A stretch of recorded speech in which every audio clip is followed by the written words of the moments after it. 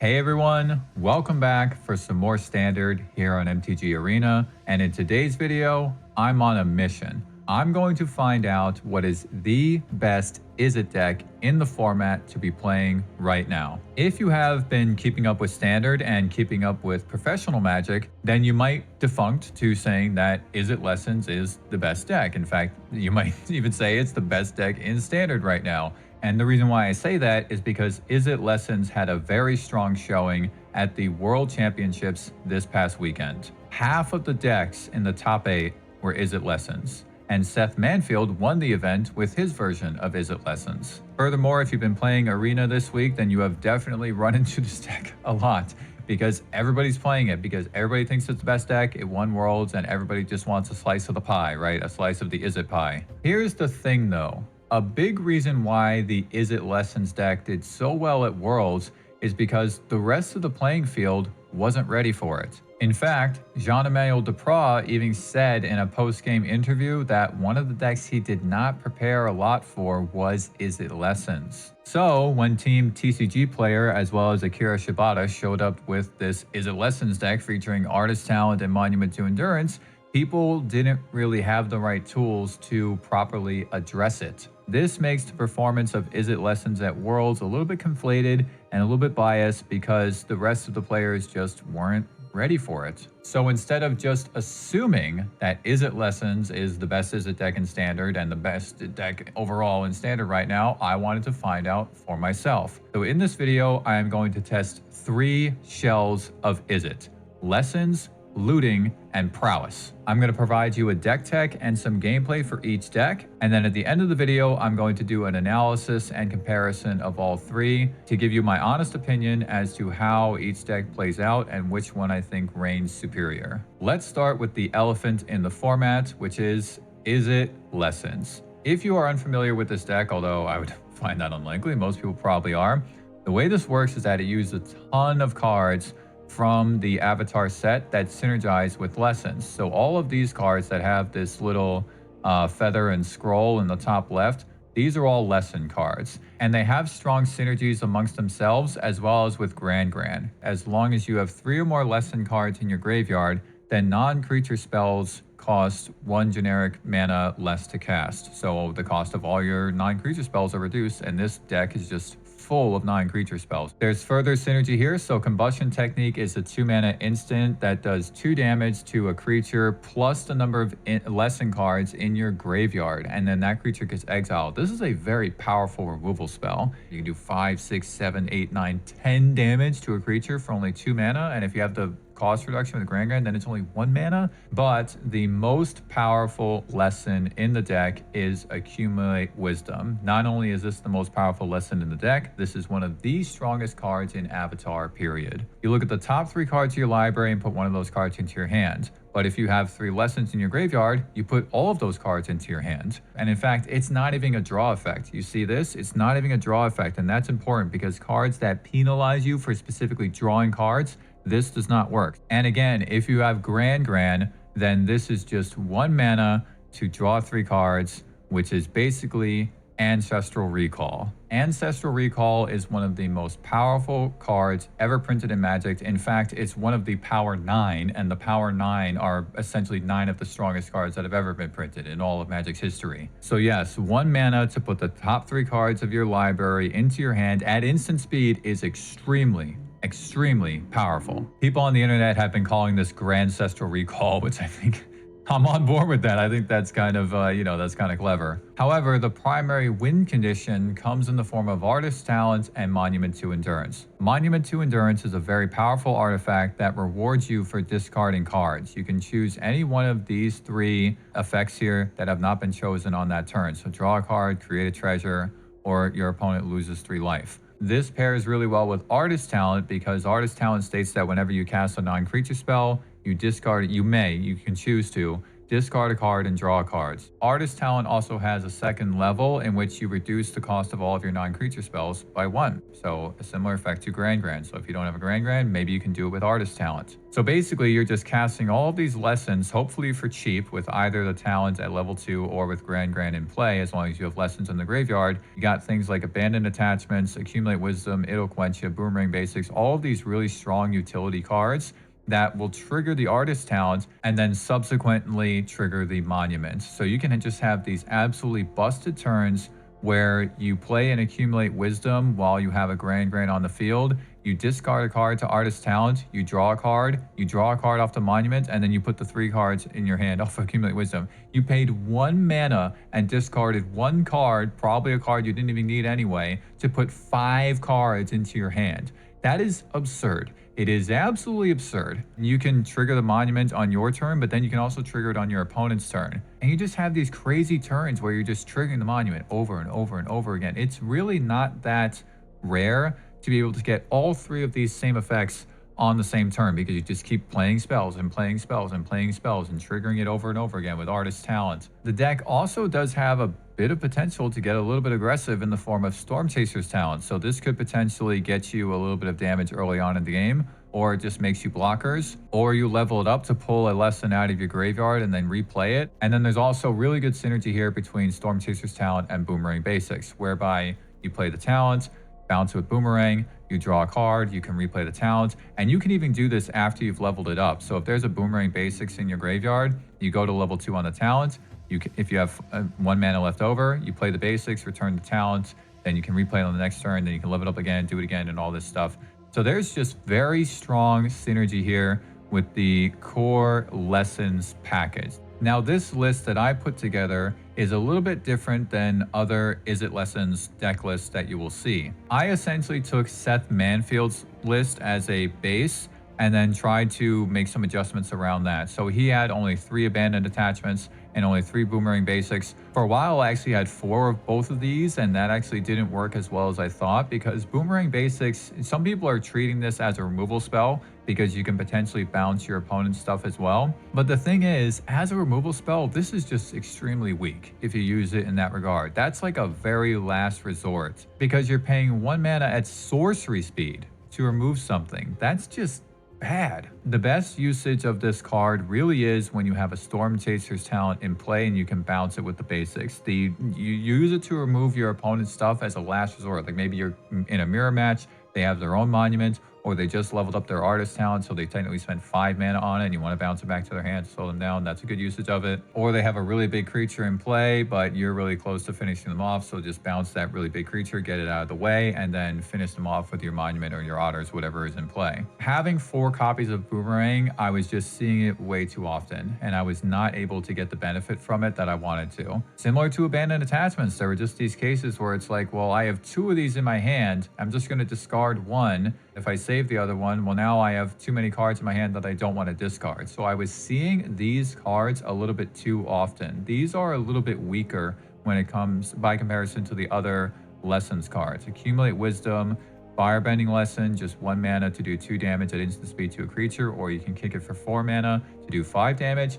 And Combustion Technique, these 4 are definitely more powerful lessons cards than the Abandoned Attachments and the Boomerang Basics. So that's why I'm only running 3 of each. Now, Seth only had 1 copy of Iddlequentia. I decided to add another one. Iddlequentia is not a very good counterspell. This is just 2 mana. Your opponent can easily pay the 2 in some cases. But what I found is that if you look at this, there's so much creature removal, right? There's so much creature removal. See, Firebending Lesson, Combustion Technique, Iroh's Demonstration, these only hit creatures, nothing else. So if your opponent doesn't have a lot of creatures, or if they're just playing around your removal, then you're not doing anything. You can't hit them directly for damage with these spells. Having another copy of Iddlequentia made it a little bit more flexible for these matchups in which my opponent's not playing a lot of creatures, like the mirror match, because this is one of the most played decks on the ladder right now. And if you just have all these creature removals when you go against a mirror match, it ain't gonna do nothing. So that's why I added a second copy of Quentia,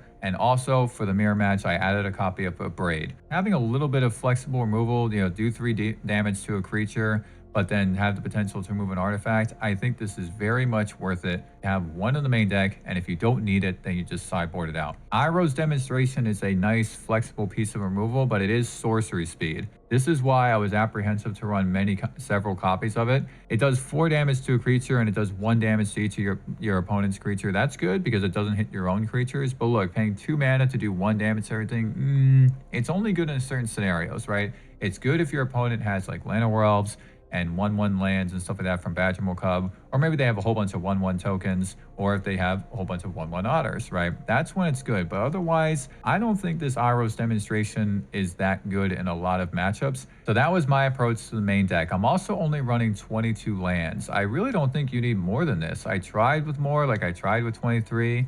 It's okay, but it just doesn't feel necessary. You see so many cards every single game. You're really not going to have to worry about finding lands. For one thing, all the spells are extremely cheap, especially if you have a Grand or you've leveled up your Artist Talent. I really don't think you need more than 22 lands in here. Also, another card from Avatar that synergizes with this deck is Agna Kala. Actually, I'm not sure if this is Kala or Kayla or Kella, however you say. I don't know. People are saying this card in all different ways. I haven't watched the Avatar shows. But in any event, however you pronounce it, this card is really good in this deck because it's another way to potentially trigger the Monument. So if you don't have your Artist Talent in play, or if they removed it or whatever, Grand also could potentially do that, because when Grand becomes tapped, you loot by drawing and discarding. But if you don't have her, then this land is just another way to potentially do that. Let me talk about the sideboard as well, which is also different from what Seth Manfield and some of the other players were running. So I have 2 copies of Annul in here. This card has definitely gotten much more valuable with the explosion of this Izzet Lessons deck. And it's not just this deck, it's good against other decks that run artifacts and enchantments. A copy of Torch the Tower. This is just in case I'm going up against with a lot of small stuff. It's also obviously really good against Badgermole Cub decks, and if you're on the draw, then you might want to put this in just to increase the chance that you'll have kind of like your 5th copy of Firebending Lesson. That's why this is in here. Detect Intrusion. This is really good against a lot of decks, obviously control decks. This is also pretty good in the mirror, but it's not always necessary. Sultai Reanimator, because it counters the triggered ability when the Bringer of the Last Gift enters the battlefield. Here's a second copy of Iroh's Demonstration. This is just mostly used for the sweeper effect, but it does also kill bigger creatures. So if my Firebending Lesson is not strong enough to kill a lot of their stuff, if their stuff is more than 2 toughness, then this can go in. 2 copies of Pyroclasm. This should be no surprise. Pyroclasm is very much necessary in the current standard format. There are so many decks that are going wide with small creatures. Soul Guide Lantern. I think this needs no... Of course, you have Soul Guide Lantern in here, man. There's so many decks running the graveyard, including this one. 2 copies of Negate, really good in the mirror, obviously good against control decks as well. Price of Freedom. This is essentially another copy of a Braid to play in the mirror, but it's a lesson. That's why I included it here instead of the second copy of a Braid. So you can destroy an artifact or land and then draw a card. The downside is, though, that the controller, so your opponent, can search for a basic land and put it onto the battlefield tapped. But the fact that it's a lesson, the fact that you draw a card off it and it gets rid of their monument, I do think that this is a decent enough piece to put into the deck if you're going up against the mirror match. Again, it's basically just a Braid, but it is a lesson. That's the key thing. Broadside Barrage. This is really good in this deck because it allows you to loot to potentially turn on the monument, but obviously it just kills bigger things. And look, if you have the cost reduction from the talent or the Grand, then this is only 2 mana, right? That's pretty good. And then 2 copies of Ral. So I wanted an alternate kind of win condition to just the monuments, like when I'm in a more grindy matchup, and Ral seems like it's definitely it. Not only does he make an otter every single turn, which could be an attacker or a blocker, he also synergizes with the monument because of the -3, right? To draw 3 cards and then discard 2 cards. That will trigger the monument. His cost can get reduced, right? With either Artist Talent or Grand, and then you're only paying 3 mana. Can you imagine paying 3 mana or even 2 mana? Like if you have both of them active, then only a blue and a red, but Raw into play, it's really good. Alternatively, Seth had 2 copies of Quantum Riddler in the sideboard. I actually tried that as well. I tried with just the Riddlers, and then I also tried with Riddlers and Rawls. The Riddlers and Rawls together definitely didn't work because there weren't matchups where I wanted to put both of them in. It was just like I was always choosing one or the other. And what I was finding is that Rawl just is a little bit better than the Riddler. I mean, Riddler is really good because you can potentially discard with the artist talent or discard with your attachments and then get down to only one card and then draw an extra card off of the Riddler. But still, Riddler is more vulnerable. It's a creature, it can die. And really, paying 5 mana to just play a Riddler with this deck, that's not that good. You know, this deck kind of thrives on playing multiple spells a turn, or multiple spells on your turn and then your opponent's turn, right? So you want to leave some mana open. So I really do think that Raw is the better choice for an alternate win condition or just some alternate top end in grindier matchups as opposed to the Quantum Riddler. So there is my take on Izzet Lessons, and I will just say outright, yes, this deck is very, very strong. But what I will also say is that this deck is vulnerable. And I think that's something that a lot of people don't realize. This deck really is vulnerable. If you're exiling the graveyard with Soulguide Lantern, it turns off so much stuff. It turns off the Wisdom, turns off Grand, turns off Combustion Technique, and it relies so heavily on Artist Talent and Monument to Endurance to actually close out the game. So if you just address these two things, I mean, this deck doesn't really do anything. It just draws a bunch of cards, maybe it removes some of your stuff, but that's it. Again, a big reason why this deck was so successful at Worlds is that the rest of the field just wasn't ready to face it. Let's now move on to the gameplay, and then I'm going to talk about the next deck. Okay, on the draw. This hand is not bad because I can discard the second copy of Grand, abandon attachments, and draw 2 cards. I just don't have any removal.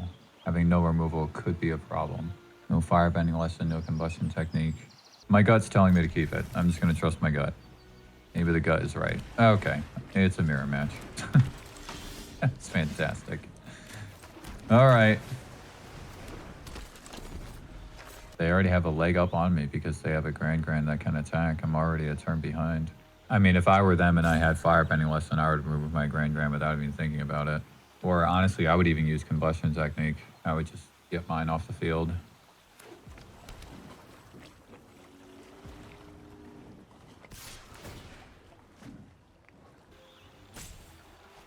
Okay, they discarded Abandoned Attachments. They have an Artist Talent already. So drawing Io's demonstration is interesting because I can play it and then discard Abandoned Attachments with Grand.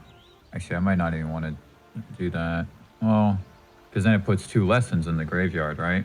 I don't know though. Maybe I just want to, because I can also just discard the second copy of Grand with the attachments, right? All right, well, let's just attack with Grand first and see what we get. Okay. Get rid of that. And yeah, I think I just removed their Grand. I don't think it matters too much that they have Artist Talent on the field already.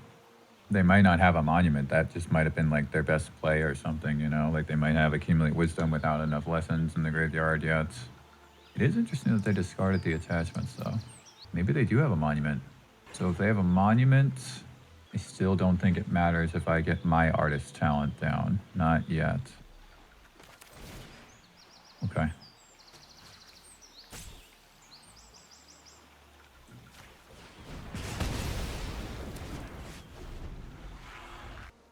Okay. It's fine if they remove my Grand. I have another one. Oh, they discarded a Monument, so they must have another one. Okay. Interesting. So with them having a Monument, well, I mean, I could just play this Grand and see what they do. I'm probably not going to do anything.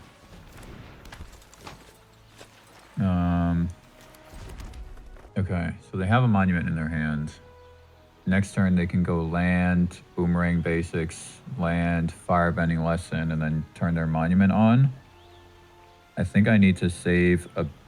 I think I need to play Abandoned Attachments. Because playing my talent right now doesn't do anything. I'm going to hold my Abandoned Attachments and possibly just discard my land. I might also just discard the Accumulate Wisdom, put 3 lessons in the graveyard. Obviously not if they kill my Grand though. Are they really just going to level that up right now? There's no way, right? Wow. Okay, that's actually favorable for me. That's all they did. Okay, Boomerang Basics. No. Okay, I'm gonna discard this accumulate wisdom. What 1 mana blue instant spell do they have? Oh no, they have their own abandoned attachments or their own wisdom. Do they have, they don't have 3 lessons in the graveyard though. Okay. Oh no, they don't. Okay. So that's what they got. They got either their own abandoned attachments or their own accumulate wisdom. All right, I'm gonna discard this accumulate wisdom. Okay, that was good. I can boomerang their talent. That was actually an excellent find. Let's loot first.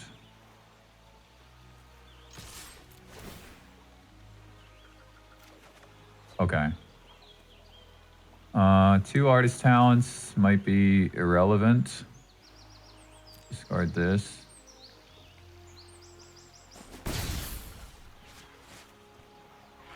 I don't know if I want to play this land yet, but I definitely want to bounce that artist talent because they spent 5 mana on it. So do I want to discard a land? Do I want to discard my second artist talent? I don't think I want to just... Actually, you know what? I don't think I need 2 artist talents. Actually, maybe, because if I can get 2 triggers on my monuments, that might just win me the game. I'm nervous about getting rid of my lands, though. Definitely nervous about getting rid of my lands. So now they might cast their spell that they're holding, either Abandon Attachments or Accumulate Wisdom. Okay, it was Accumulate Wisdom. Let's see if they get the 3rd lesson in the graveyard. They did. Okay. I drew my monument. That's awesome. And I will, I guess, not discard.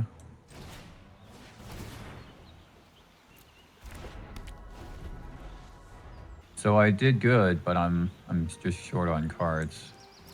We'll see though. I got the engine going first. Oh man, this mirror match is so hard. Okay, they have their monument, they have their talent. Oh right, because they discarded the other monument, right? Okay. Attack with Faring Grand, discard the Spire Bluff Canal, of course. Storm Chaser's Talent was an excellent find. Let's draw. Okay, Firebending Lesson, I can probably discard to play Storm Chaser's Talent. It's not that bad if they get a Grand. I need to get back my Accumulate Wisdom though. That's the point of playing Storm Chaser's Talent right now. So maybe I make a treasure and I just go get it.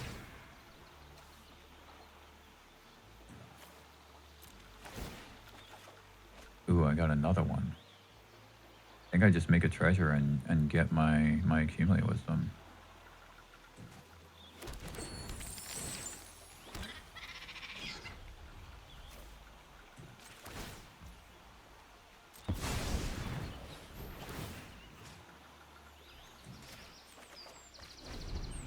Okay.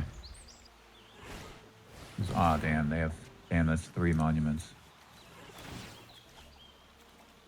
Damn. Okay.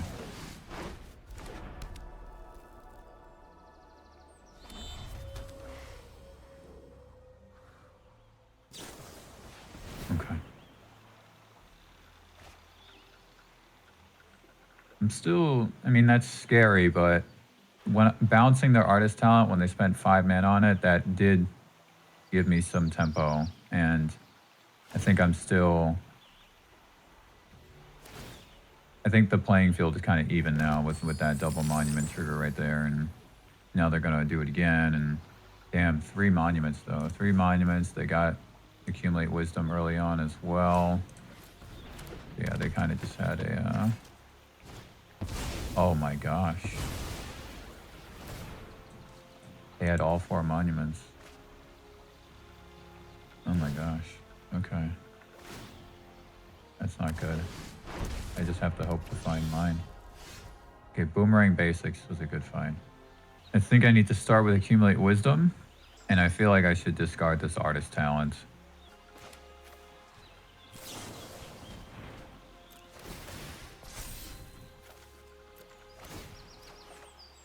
Okay, Combustion Technique is not bad.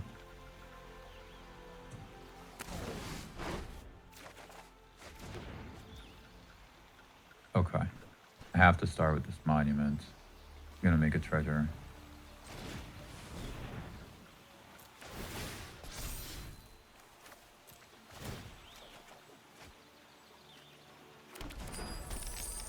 might actually have to hold on to this land.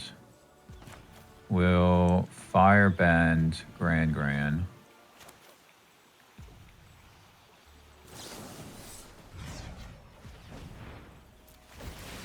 Actually, I think I can discard this land. Let's hold on to the Storm Chaser's talent. Okay, Agnicala was it, or Agnicala, however you pronounce it. That was a good find. And then I think draw for now. Oh my gosh. No, I didn't use the token on this, right?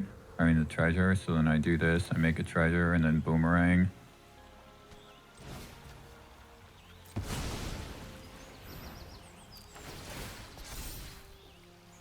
I really don't want to get rid of this land. Maybe I do just get rid of the combustion technique.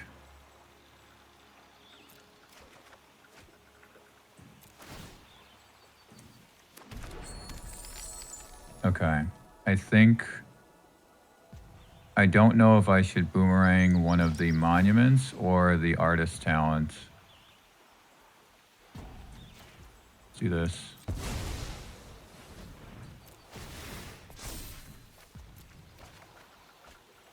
Okay.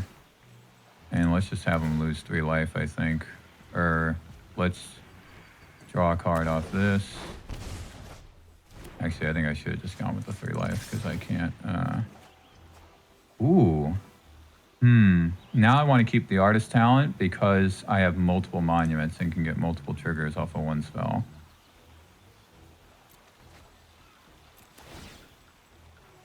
Treasure. Oh, I would have won the game. Oh, but now I can just win the game.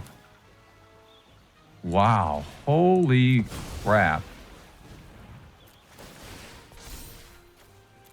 Wow. Oh my god. Holy crap. I wasn't even keeping track.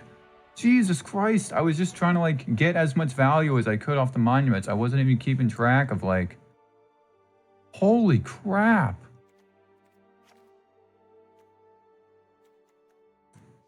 Dude, I wasn't even keeping track of like how much damage I was doing that turn.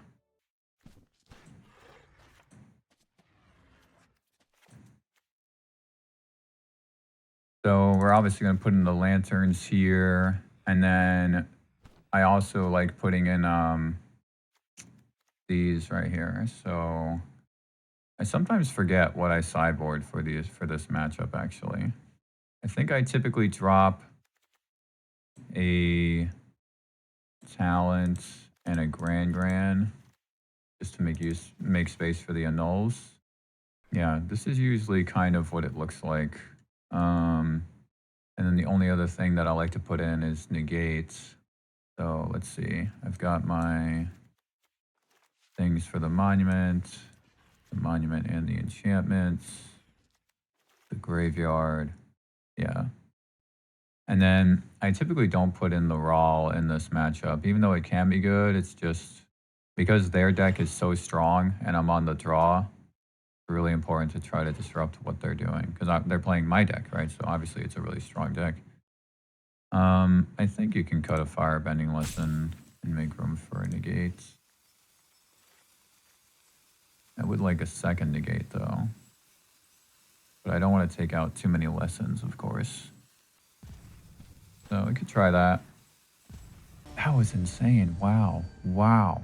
Okay. I think this opening hand is good enough.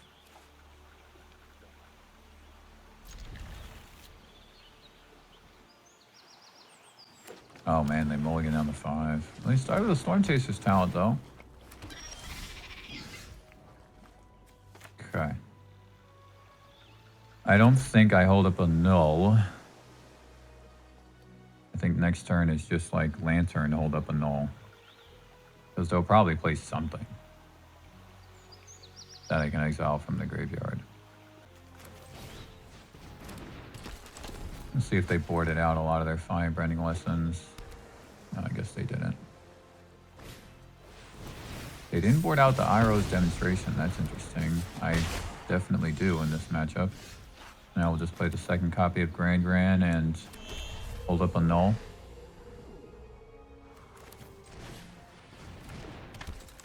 Because we don't have to exile that from the graveyard just yet. Next turn we can double spell. Actually, probably just play Artist Talent and hold up a null. I think we just hold up a null for the rest of the game. Okay. Looks like they're gonna cast it. Oh, they didn't do it. Wow, I drew my third Gran. Okay, well, Granny can probably go in the graveyard.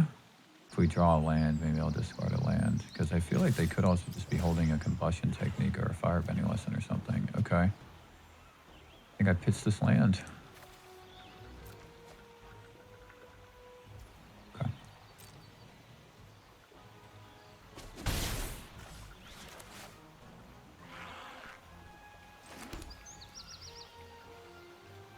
Yeah, I really like the idea of playing Artist Talent right now. What are the chances that they're holding a counterspell? Probably low. Only 3 cards in hand. Okay. Okay, sure. They discarded a land. So that's 2 lessons in the graveyard, though. I'm gonna have to play my Lantern on my next turn. Yeah, that's absolutely getting countered.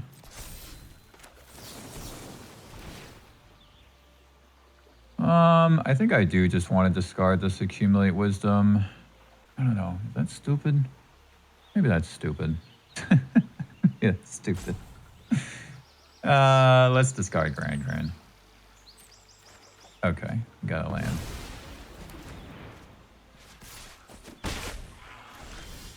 Okay. Now I can definitely discard one of these. So let's attack with Gran first. Discard a Wisdom. Or just discard that. Now let's do this.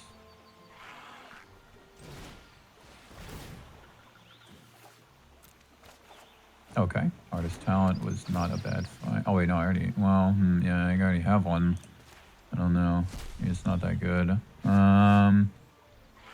Maybe I just level up the Artist Talent at this point.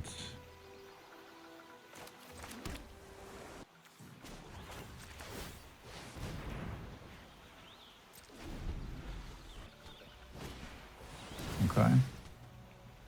Sure.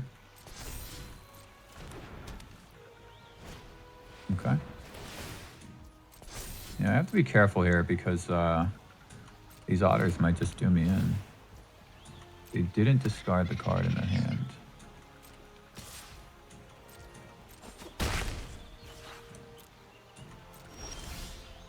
Okay.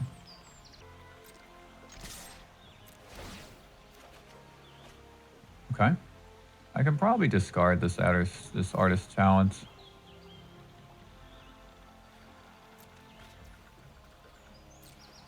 And then it is tempting to just like cast Accumulate Wisdom, even though I won't get the full effect here, the full Ancestral Recall effect. I don't know why they were taking so long to decide that they weren't going to block, because they clearly weren't going to do that. And I don't want to get rid of this land, necessarily.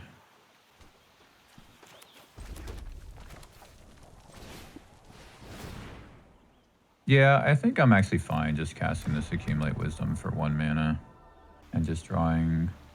Well, I won't discard, right, because of the... I don't have anything else in my hands. Maybe I should have kept that land. I don't know. It's actually kind of tough because I have a good board state, but my opponent's just been hitting me every turn with the Otter, so we'll see. They might not be able to necessarily have a big turn with no Monument and only 1 card in hand. They can get back... An Iroh's Demonstration. They can level up their talent. It's not too bad.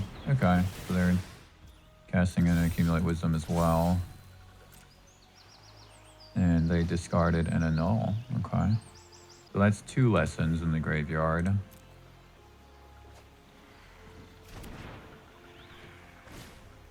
Okay. Yeah, so they're actually drawing pretty well here. I kind of want to see if I find a removal spell for this Otter, actually. You know what? Before all these resolve, let's do this. Okay. Tempting to actually play the Boomerang Basics and bounce my own Lantern and then replay it. tempting to also just take the Storm Chaser's talent and grab one of these Wisdoms again, or just grab the Annul again. Let's do that.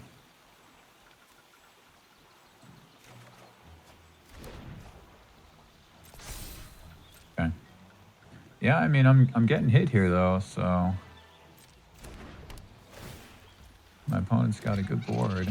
I mean, obviously taking out the Iroh's demonstration like I did is risky because it kills the otters, right? But look, my opponent drew all three Storm Chasers talents. If they didn't do that, then okay.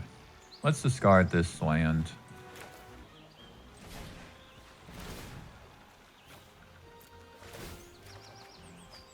Cool. Okay.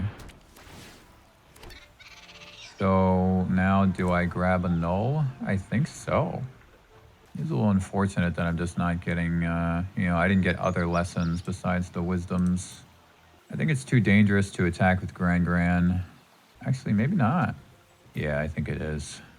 Because I can make a treasure off the monument. That doesn't really do anything. Draining them for life doesn't really do anything either. Let's get that annul back, I guess.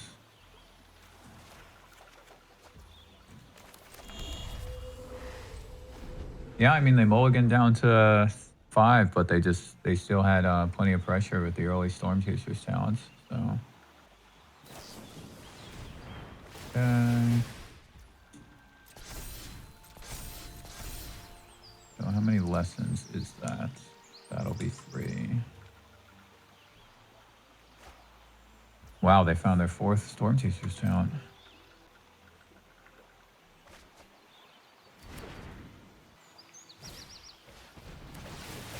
Okay, that's lethal, right? Yeah, it is. There's nothing I can do. Yeah, I mean, it is tempting to put the Irohs back in, but I don't know. It's just, how do you make space? You know, how do you make space for this and this and this, right? And this. I think maybe I could drop a boomerang here. Put the Irohs back in. But like this is, you need this. And they kept all 4 Storm Chasers talents in. I feel like they might have taken out their Grans. Maybe not, maybe I just didn't see it. But yeah, I'm just not sure how you really make space for all this stuff. I mean, now that I'm on the play, I could see leaving Storm Chasers talent in because it worked for them, right? They just got off to a really aggressive start. Really hard to play against this deck, man. I really want the negate. I really want the annul. Definitely need these. Definitely want this. I mean, if they're bringing in Graveyard Hate, then Gran isn't as strong. Because they started with a Storm Chasers talent. I started with a Gran and I lost because I was drawing and discarding, but it meant it didn't reward me in any kind of way. So yeah, let's try this. Okay, I guess this is the problem with running 2 annuls, right? Is that you can potentially get both in your opening hands. So yeah, I mean, this is just really bad. Okay, this is much better. Might have to just get rid of that combustion technique.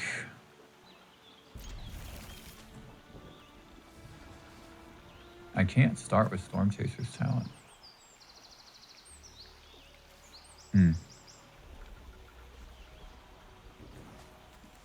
That's awkward. I'm actually not too sure about this because, like, I'm already down a few cards. I don't know if I'm going to have anything that I want to discard. But if they don't, like, play an Otter or play a Gran, then this combustion technique's just going to be sitting in my hand. Really tough choice. I guess it doesn't really... Oh, no, I should start with this, because if I don't get a basic land, then I still won't be able to play the Verge and play the talent. Okay, so they... Okay. I actually don't think combustion technique on Gran is bad. I'll just do it. I don't want them to have, like, a Niddle Quencher or something.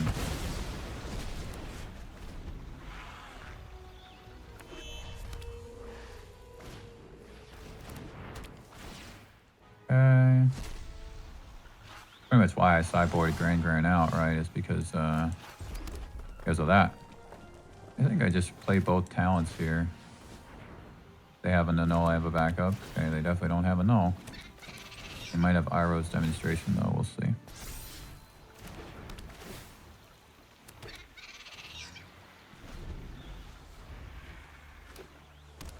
It's like a flip of what last game was, you know, they started with talents early and I had a soul guideline. Oh, they do have Iroh's demonstration, damn. It was kind of fortunate for them. Okay.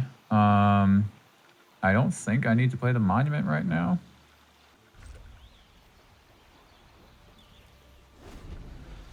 Man, they really had Iroh's demonstration, huh?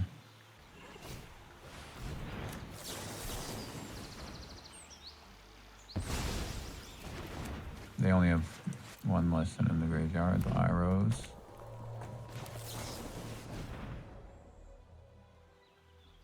Okay, I think getting the other talent is the way to go.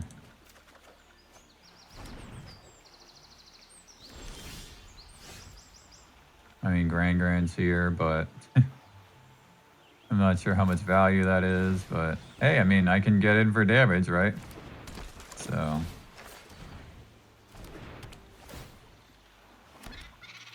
And then I'll be able to I'll be able to loot with the monument on the field potentially. Okay, so now they have 2 lessons in the graveyard and an artist talent. Okay, it's actually not bad. Okay, my own artist talent. Let's play the monument. They can't counter it or anything. Loot with Gran, see what happens. I doubt I'm discarding this artist talent though. Yeah, I'm definitely discarding that land. Draw a card. Should I draw or should I make them lose life? Because, I mean, I can't really do anything, right? Like, they have the Lantern in play. I feel like this is almost like a race.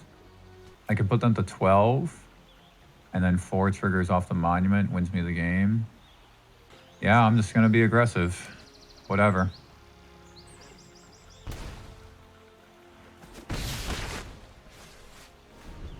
I mean, if I play an artist talent and follow up with another spell, could be 2 triggers off Gran, you know? Okay, they're going to get to draw through. Oh, no, they don't. I thought they were going to put a lesson in the graveyard there, but they didn't have it.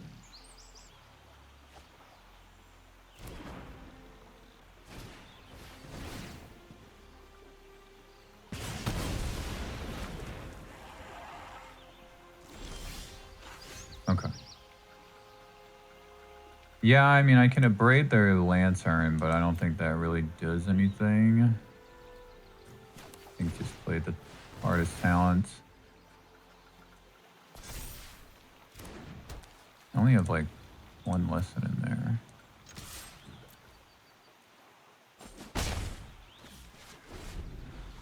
If I draw a lesson, I can abrade the Lantern and then discard that lesson. Okay, so now I'm going to be way behind now, but we'll see. I do have a monument in play and they don't. Okay.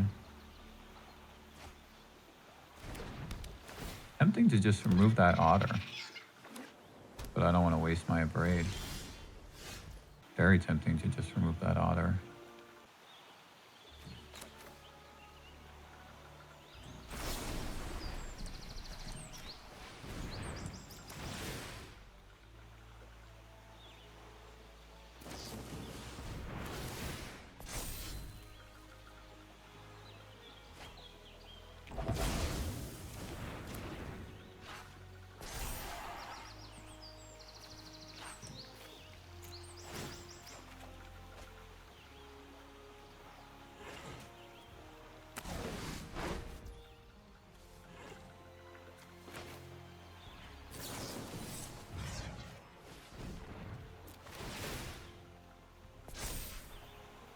This is really weird, but I'm just going to do it. I'm drawing lands anyway here.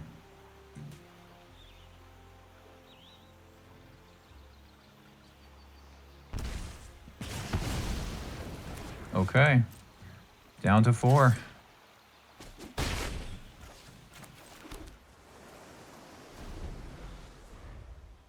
See what happens now. Why would they not boomerang my monument? What? Do they have like another land to do it again? Maybe.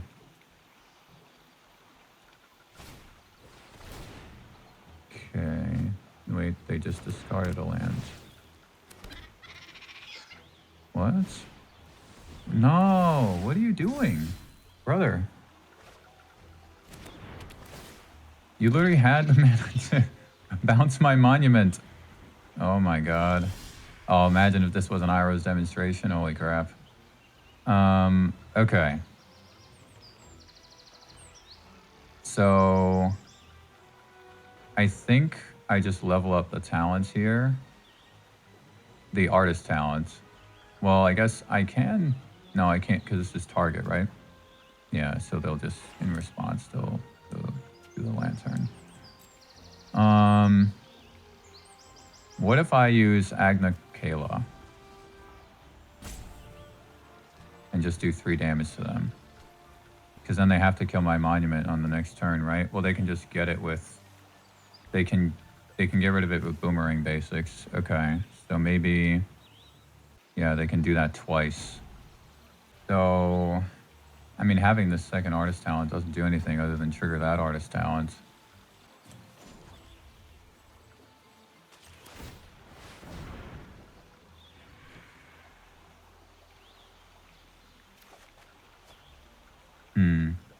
That doesn't matter because they'll just exile my graveyard anyway. All right. I mean, do I just attack and force this block? I mean, they have an instant spell. It's not going to do anything. Yeah, they have an instant spell. It's not going to do anything. Well, maybe they don't have an instant spell. What are the chances they don't have an instant spell right now? Probably like 10%. It's probably like a 90% chance they have an instant spell. Yeah, no, they probably do. They probably do. Yeah, they probably do. I won't attack. Because they can't attack me with both otters either. Unless they remove my otter. Okay, so they just have to not screw this up. They have to just get the boomerang basics. Yeah, they're doing it. And bounce my monument. But if I draw a 1-mana spell, a 1-mana non-creature spell. Yep, they're gonna go get boomerang. Yep. Bounce my monument. Yep. Now that might be their whole turn. I mean, they still can't attack me with the others.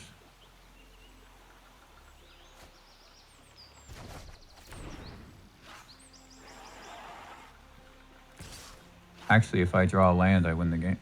Oh, all right, they can attack me with 1 otter. If I draw a land, I win the game, right? An untapped land. Okay, I think I win. No, I don't, because I can't do this. But I can attack and force a block.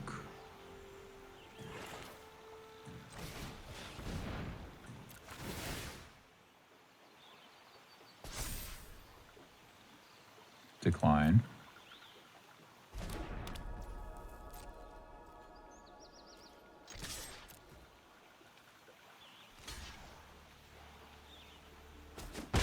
Okay. And then I think I just accumulate wisdom. And I mean, it's tempting to do it now because I don't think it affects what they do. They'll just lantern in response, which doesn't really matter. Yeah, let's just do it. Doesn't matter if I hold this up or not. I don't want them to have negate or something. So, I mean, they already used one, but still, even so. I guess I could have waited to, but it doesn't matter. They would have just still blocked. Okay.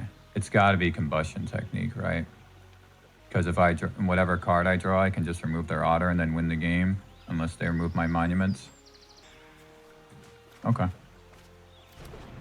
We'll see what happens. Well, they can level up the other talents, I just realized. Oh, but then I can still win. Because I have 5 mana. So they have to do it again.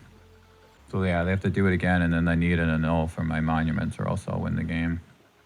And again, they can't attack with the otter unless they have another otter. Okay, I mean, I don't know why they're doing that. Maybe they have a boomerang in their hand. Maybe they don't realize what's going on. Okay, so I just win the game. I guess I just win the game. I mean, maybe they do have a boomerang and they're gonna make a treasure off this monument. Maybe they're just trying to see what they can do. It's really hard to sideboard against this Izzet Lessons deck, man. I think you definitely need a null. You definitely need a braid. You probably want like one negate. Maybe you don't need two nulls. Maybe you only need one, but because there was that opening hand when I had both in my hand and that sucked. Okay. Okay, so they do have a boomerang. Okay, it's fine though. Now they need an annul. They might be digging for it. They didn't play it already, right? They might have it. Okay, gonna save that land. Do I win? Do I win the game? Decline. I do.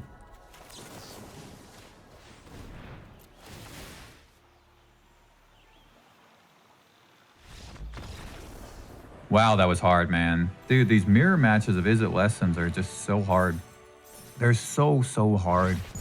And yeah, I mean, I've played the mirror match a lot at this point, and I still don't really know how to sideboard it. This did feel pretty good. I think maybe I made a mistake in the first game, or in the second game, having only 2 Storm Chasers or 3 Storm Chasers talents. I think 2 Grands is the way to go. There's also an argument to be made, I think, that in later games of any match, you do take out 2 Grands because they're probably going to bring in Graveyard Hate, and Grand's not as valuable with the Graveyard Hate in. And I mean, Accumulate Wisdom is also noticeably weaker when Accumulate Wisdom is a lot weaker when you go up against Graveyard Hate. So I guess there's an argument to be made to like cut one of those as well. Anyway, we did it. Okay, this opening hand looks pretty good. I don't like having both of these, but we can discard it to Grand possibly. See what we're playing against here. Okay, it's Golgari. Grand or Storm Chaser's talent? I actually think Storm Chaser's talent with Boomerang basics in hand. It sucks that this is going to come in tapped, but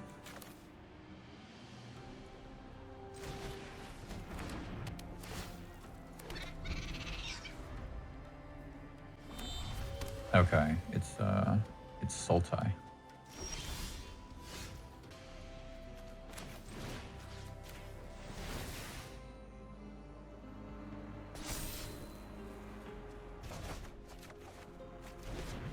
Okay, a little unfortunate there.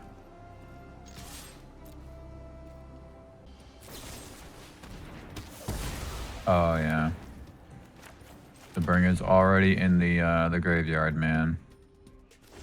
Oh, but they missed a land. Okay. I think I just play out my whole hand here. I think I just play the Grand and the 2 talents. Why not? They have removal.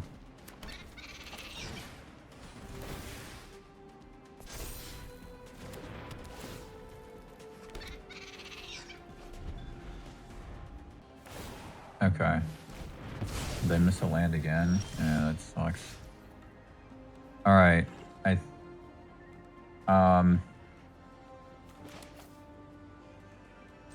I think both artist talents and discard this Firebending Lesson. I don't need it.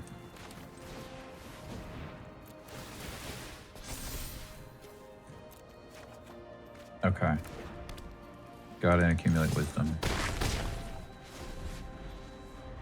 Oh man, did they miss a land again? That really sucks. If I get a land, level up talent, get Boomerang basics, discard Combustion Technique, have 3 lessons in the graveyard. There's more than 1 Harvester of Misery. That's, oh shit, I got the land. All right.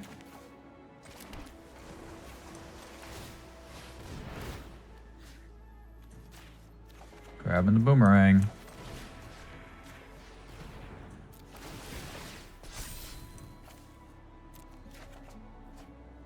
I think I can discard this as well. I don't need that many talents. Okay. Just filtering through the deck here.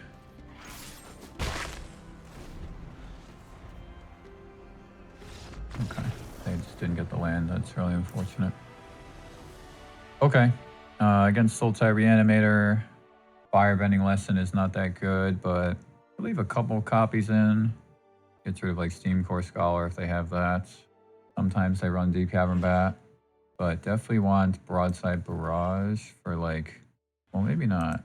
I was thinking for like in case Overlord of the Baelmerk comes online, or even if they play a Kavero, it does kill a Kavero. So it's a 4/4. And of course, Soul Guide Lantern.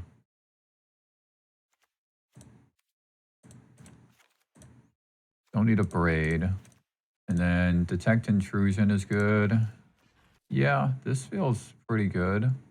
Maybe cut a Grand. Feels pretty good. Okay, this opening hand is really not great. If I was going up against a creature deck, this would be really good. And I mean, it is a creature deck, but it's not like I'm going to be bouncing Llanowar Elves and Druids and stuff back to their hands or Hired Claws. I think this is a mulligan. Okay, this is better. I don't need 2 monuments, though. Yeah, I don't need 2 monuments. Don't get cute with it.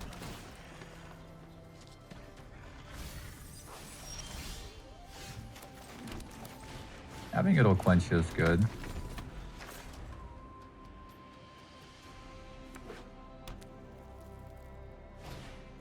Okay.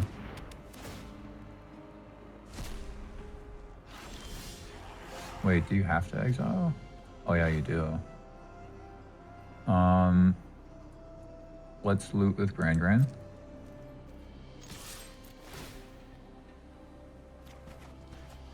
Okay, get rid of second Grand.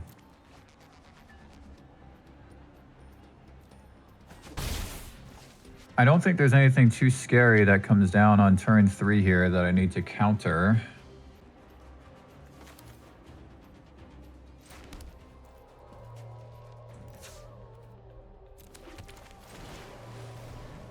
They might play Awaken on Our Dead. They could also just have a green, like a Heritage Reclamation or something. But so be it. I think it's still, I think I still just play the Lantern.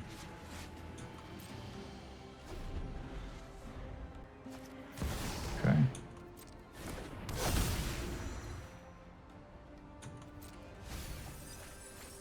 Okay.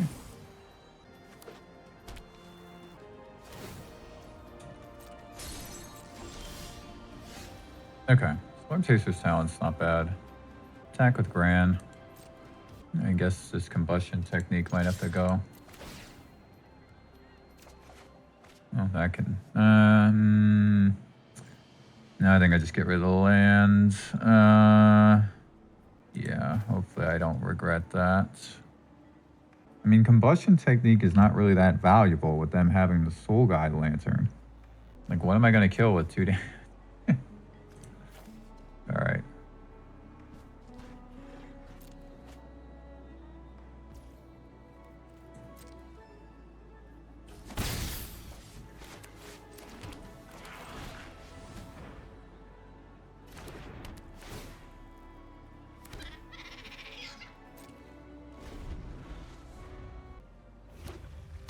Okay. Can't counter Kavero anymore. Can't counter Bookworm either. It wouldn't die to the combustion anyway.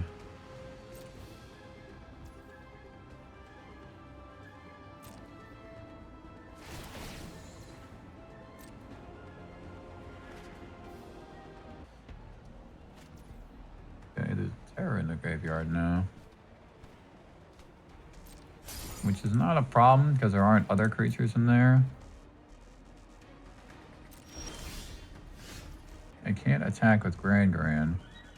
I don't think holding up It'll Quench is going to do anything.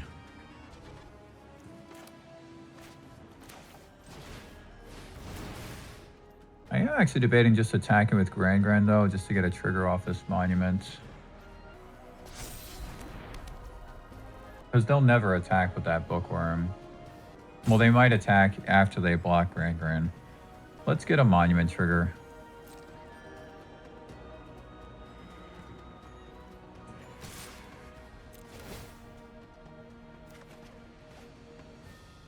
Okay.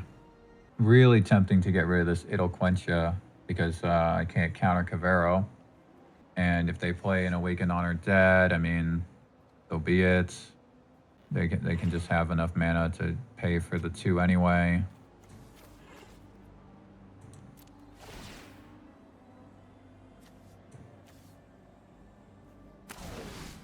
Okay. Firebending Lesson actually was a good find. So now if they block with the Bookworm, I can kill it. Okay.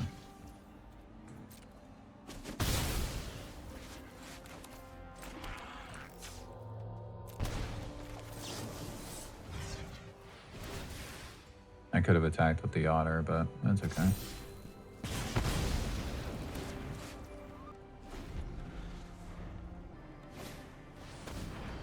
Sure.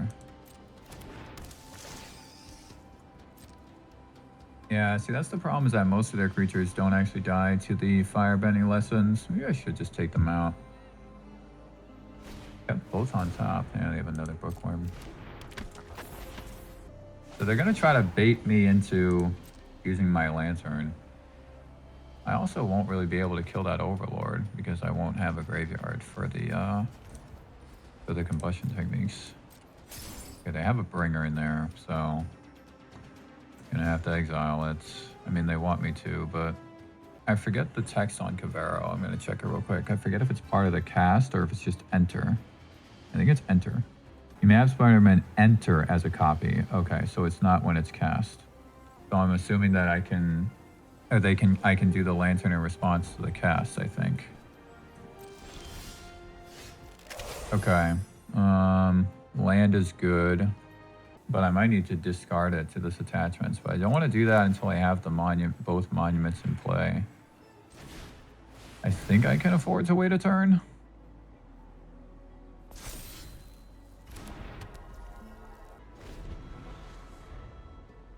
So these do 6 damage every time I discard. But that Overlord's gonna come back. Okay. I mean, even just Cavero entering as a 4/4 is a problem for me. Okay. Yeah, so now in response, exile the graveyard.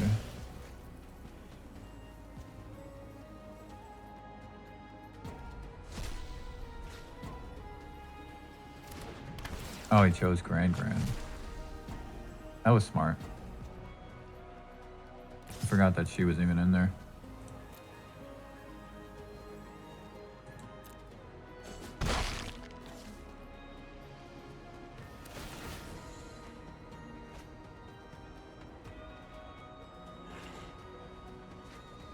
I might want to take the Grands out.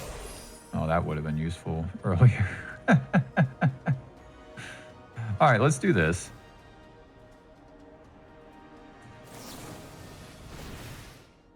And I'm not really sure what to do with these monuments, though. Okay. Broadside Barrage was a good find. So, what do? I can bring them down to 12. And then just 2 more triggers off of this monument does it. Broadside Barrage will be 1 trigger. And then the turn after that, with Artist Talent in play, hold up Detect Intrusion, I guess. Can even counter the Baelmerk trigger or the Soul Guide Lantern trigger. Or the Cavero trigger, any of those things. I think maybe counter the Lantern trigger or something because I can kill the Baelmerk with the Barrage. Okay. Probably just blocking here. I don't think I need to counter this trigger with the Detect Intrusion. Because there's an Ardent in the graveyard, so it could have just another Cavero and...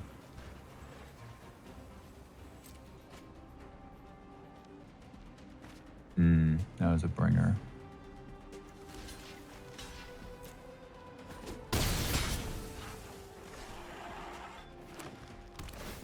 All right, let's see.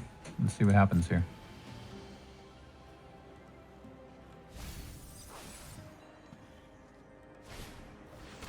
Okay.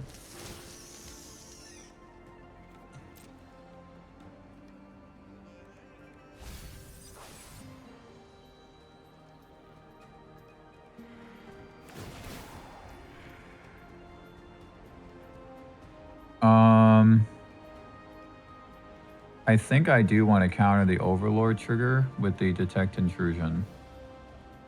Although maybe not, because with Artist Talent in play, right, then I'll be able to use it. So maybe I do just kill the Overlord. Because I'm not going to die next turn. They only have 10 damage. They have to get a Cavero and then get back that Terror or something. Terror of the Peaks. And, well, the Bringer and then the Terror of the Peaks. So maybe I should just hold the Detect Intrusion, because the Artist Talent plus Detect Intrusion will just win me the game. Well, I guess not if they just attack, right? Because if they just attack... No, because I can counter the Cavero trigger off a Grand. Okay. I can do that on combat. I was thinking like, well, what? I need to be able to actually play this, right? So I need to counter a trigger. All right, so let's just, yeah.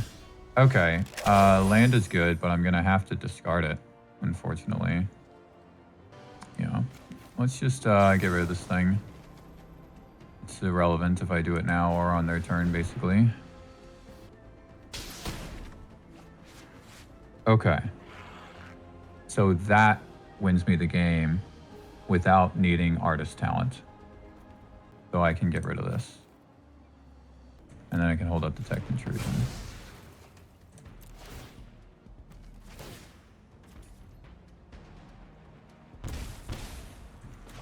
All right, let's see what happens. Okay.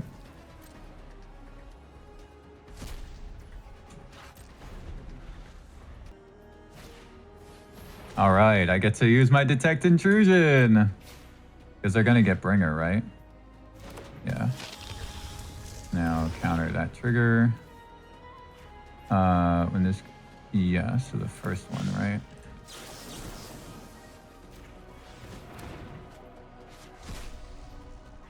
That was cool. That was so cool. That was so cool. It all worked out. It all worked out. Oh, man. Oh, and they had another Cavero. Okay, so now I'm just going to draw and win the game. Here we go.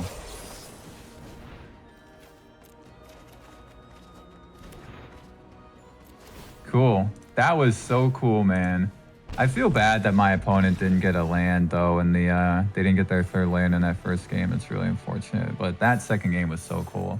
That was really cool. Sultai Reanimator is a tough matchup for this Lessons deck, though. If you sideboard out the small creatures and you just play the creatures with 3 toughness, then they don't die to Firebending Lesson. And then if you have the Graveyard Hate, the Combustion Technique doesn't do anything, right? So my removal spells are kind of really anemic. And the only way I can stop their thing is with my own Soul Guided Lantern. That was cool, though, man. I made the right choice by just getting aggressive with the monuments, because if I didn't do that, I would have lost the game. That was cool. All right, so next up we have Izzet Looting. The reason why this is called looting is because in Magic, anytime you draw a card and then discard a card, that is considered looting. Not all of the cards in this deck actually do that, but it's just more of a, conceptual thing. The idea is that the deck is centered around card draw, and there are a lot of rewards for that in this deck. So starting with a new card from Avatar, which is Tiger Seal. This card is very, very strong. 1 mana, 3/3 with Vigilance. The downside is that at the beginning of your upkeep, you have to tap it, but whenever you draw your second card, it becomes untapped. So obviously, if you have this on the field, you need to draw a card every single turn to keep attacking with it. But thankfully, there's a whole bunch of cards in the Izzet colors that allow you to do that. This seal is so strong. It is so freaking strong. Even just using it as a blocker. 1 mana to pay a 3/3, and it has Vigilance, so after it untaps when you draw your card, then it can still block.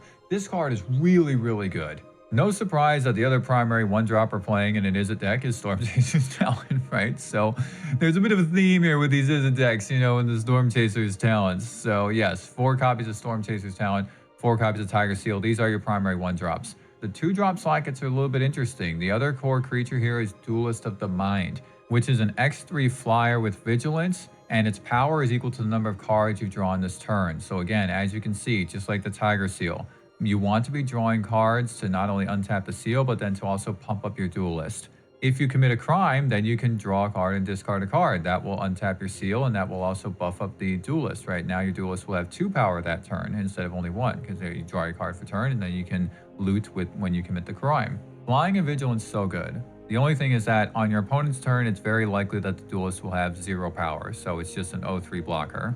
The other 2-drop, Fear of Missing Out, you can see why this is the other primary 2-drop. You get to Rummage. So Rummage is when you discard and draw, as opposed to looting where you draw and discard. But Fear of Missing Out has been really good in Standard for a long time, and it's still really good in this shell. And look, if you get this Delirium trigger and you have these Vigilance creatures and you attack more than once, you have 2 combats, you can see what's going to happen here, right? This Duelist and this Tiger Seal is going to get to attack again. 4 copies of Quantum Riddler. So of course this will buff your Duelist, it'll buff your Tiger Seal, but you can also potentially draw more than 1 card with the Riddler. But there's 4 copies of Riddler in here to go with the 4 copies of Winter Night Stories, because you can harmonize it, right? So you warp this, you harmonize your Winter Night Stories. Now you've drawn at least 4 cards that turn, potentially 5 if you had only 1 or less when the Riddler came down. And now your Duelist is huge, your seal is untapped. If you have multiple seals, you can see what's going on here. Like, the Riddler is just so good in this deck. Riddler also synergizes with another powerful card, which is Frostcliff Siege. So this allows you, you're probably going to choose Teamer on this, and now all of your creatures get +1/+12, Trample, and Haste. So obviously that's really powerful with the Riddler. 2 mana to warp this in, draw at least 1 card. Now you have a 5/6 trampling flyer, that can attack that turn because it has Haste. It's really, really good. But also, it's just really good with Duelist and Tiger Seal. Now Tiger Seal is a 4/3, Vigilance, Trample, Haste. That is really good. However big Duelist is, Flying, Trample, Haste, Vigilant. It's just, this card is really good in this shell. The other primary utility card is Boomerang Basics, just like the Lessons deck. But in this case, I have 4 copies. 4 copies of Basics is much more useful in this deck, because even if you can't bounce a Storm Chaser's talent, if you can bounce anything, then you're going to buff your Duelist because you get to draw a card off it, and you get to untap your Tiger Seal, right? Because again, you're drawing a card. You can also warp your Riddler, draw a card, play the Basics, bring it back to your hand, right? Draw another card off of the Basics. So 4 copies of Basics in this shell is much stronger than 4 copies of the Izzet shell, because the Izzet shell doesn't really reward you for drawing that card. It's good, but there's extra synergy here, right? With the Duelist and the Tiger Seal. Then we come to some of the interactions. So Torch the Tower, 4 copies of this. It does feel good in this deck because of the Storm Chaser's talent. You can potentially sack the talent or sack the Otter to do 3 damage to something if you want to bargain it. But also you can commit a crime, which then triggers Duelist, right? A copy of a Braid. Gee, can you guess which deck this is for? So I think this is one thing that was kind of missing from some of those looting decks that showed up at Worlds, which is not all of them are running a copy of a Braid, or multiple copies of a Braid. And obviously this is in for the Izzet Lessons deck. But again, like I said before, other decks that run artifacts as well. A copy of Abandoned Attachments. This is a slot that can be a little bit flexible. So what you'll see is typically 2 copies of Roaring Furnace. Roaring Furnace is really good in this deck because you're drawing cards every single turn, hopefully, right? So you hopefully have like 4 or 5 cards in your hand when you play this. So then you can do 4 or 5 damage to a creature. But then with Boomerang Basics, you bring it back to your hand, you draw a card, you can replay it. This is your primary removal spell for bigger things between this and the Boomerang Basics to bring it back to your hand and keep replaying it. So most deck lists are going to run 2 copies of the Furnace and not a copy of Abandoned Attachments. But what I found is that I didn't really need that second copy of Furnace in a lot of matchups. If I needed a bit more removal, then I would just pull something from my sideboard. But otherwise, this attachment, being able to very reliably draw these 2 cards or just have card draw every single turn, this does feel like it's a little bit more valuable in the deck. It's a really bad feeling to have Tiger Seals on the field that are tapped and you don't have a Winter Night Stories or a Riddler, right, to be able to untap them. But this just gives you that one extra, that one extra card draw spell to help you do that. And you can also do it at instant speed. That being said, I do think this can just be a second copy of Furnace or one of the other cards that I'll talk about in the sideboard.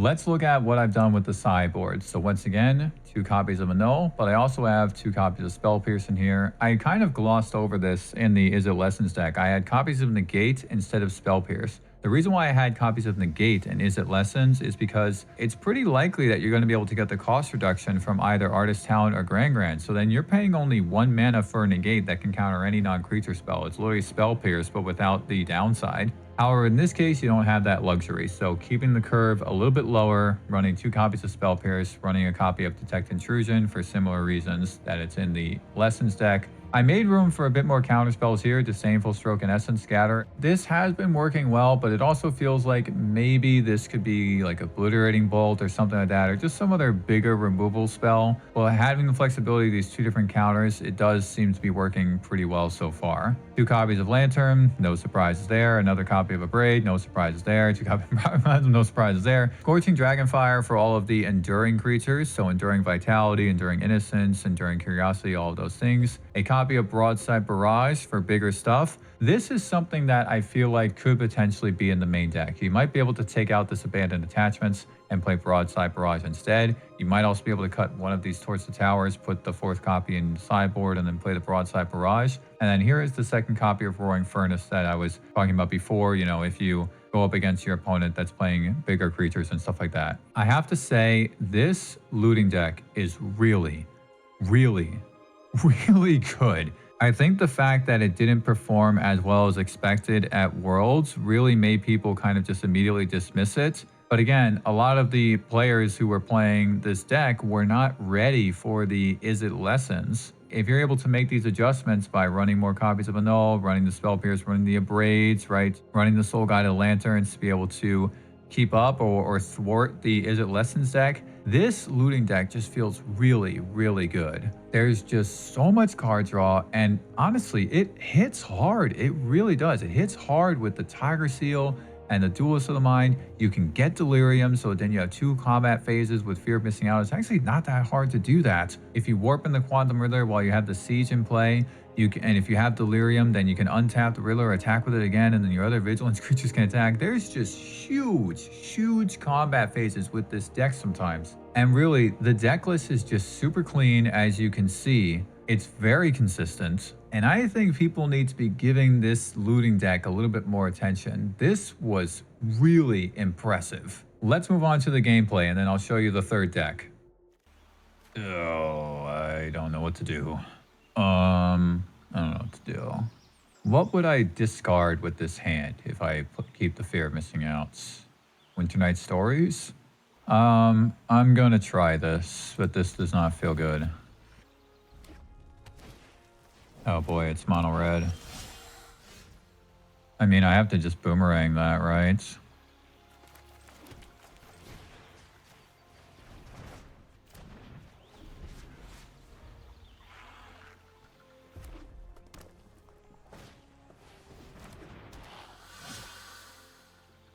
Okay, they have Burst Lightning.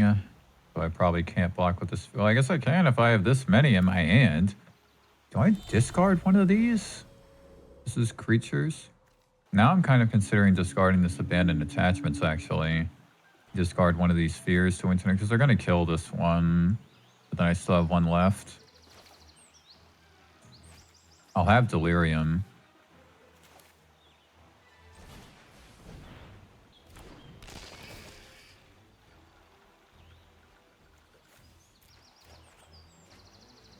Tiger Seal's not bad, but it's not great.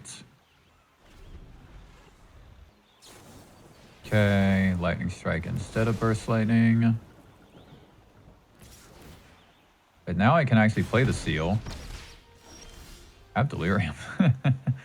I discard this land probably and play the Fear and the Tiger Seal.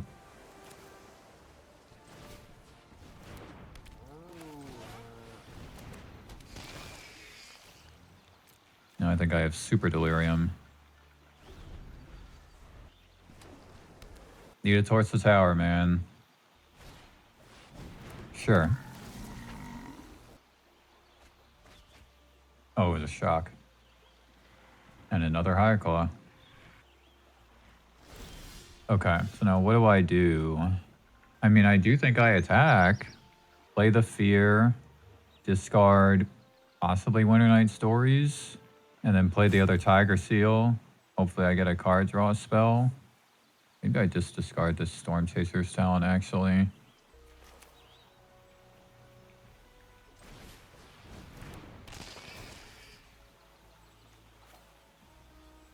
I need a... Damn, I really needed something to kill that Tersa, actually, because, gonna block and kill my fear of missing out. Well, maybe that's not a bad thing. No, because it'll trade with both my creatures, right? Let's attack with just the seal. It has vigilance anyway. Okay, we'll see if we draw a burn spell here, a removal spell. But I guess really it doesn't matter as long as we play Winter Night Stories and attack with everything.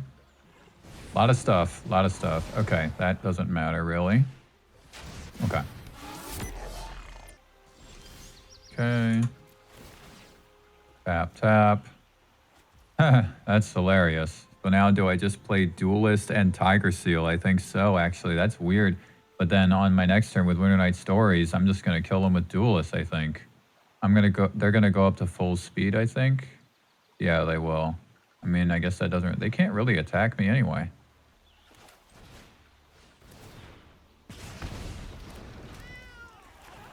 Wait, what? Why isn't the speed going up when I'm taking damage? Wait, what? Confused. It increases once on each... Oh, only on their turn. Okay. I did not know that. All right. No attacks. I think I'm going to win next turn. Let's see what happens. Sure. Okay. So I'm going to lose a lot of life off this, but I think it's irrelevant.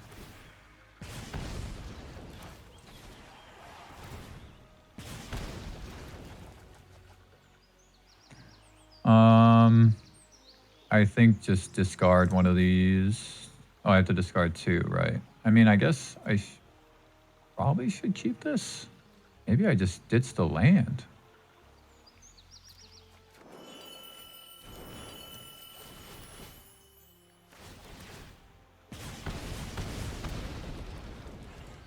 I think if I attack with everything, I just, like, win. Maybe that's not true, though. They can only kill one fear of missing out unless they double block. I'll untap the other fear, because then they're kind of forced to double block it. What if I just untap, like, both?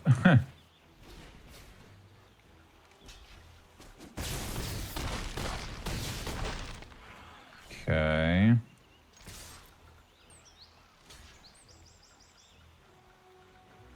Yeah, I mean... I don't know why they didn't block. Why didn't they block? Okay, whatever. Pyroclasm's good. Might not need the abandoned attachments. Broadside Barrage. Well, it does kill Nova Hellkite. I was thinking Osier, but so does Obliterating Bolt. I might not really need the Siege, right? Maybe just put in the Bolt. Just play some more removal. Okay, this is probably good enough. I mean, it's full of removal. That might not be a bad thing. You know what? Let's just try it. Let's just try it. Okay, well, drawing a Duelist is not bad. Okay, certainly going to kill that.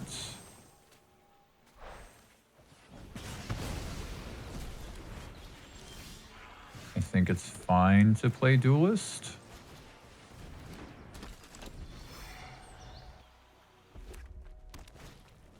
Sure.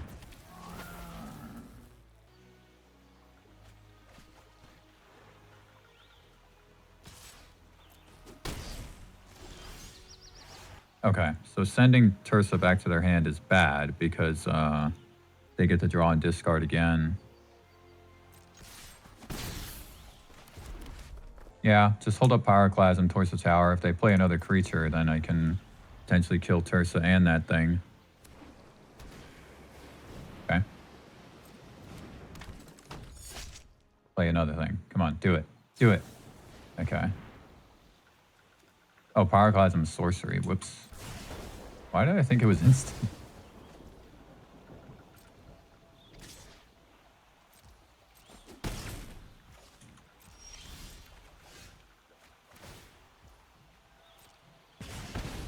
Okay, so we'll just play this passage tapped on red.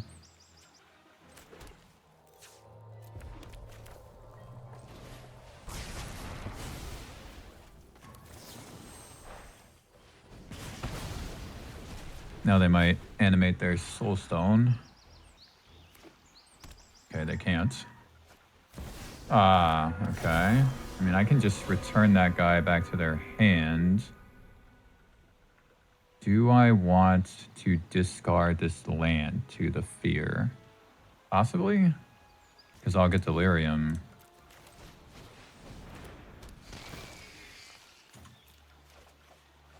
Okay, another fear. That's actually not bad. So maybe I just play that. Have 2 blockers for Osier. They used 1 lightning strike. They used 2 lightning strikes. I was thinking of discarding the Abrade, but now I'm not too sure because of the Sanctuary. Let's just do it. Actually, I really don't know. Let's do it like this. Okay, well, I drew another boomerang anyway. Okay.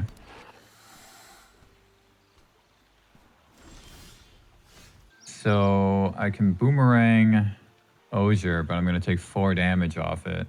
But then I can warp the Quantum Riddler and maybe find a land for it.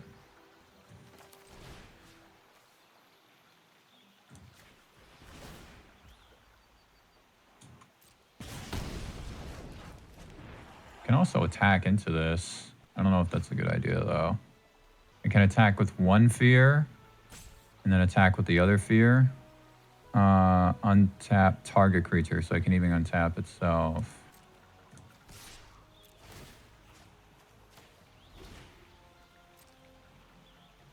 Okay. Now I attack with both. And then untap this one.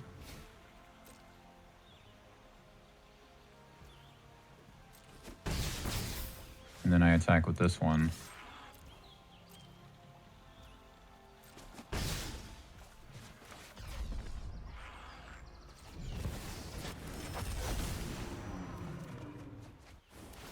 Okay, it'd be nice to have an untapped blue. That's why I was apprehensive about making that passage red, but oh well.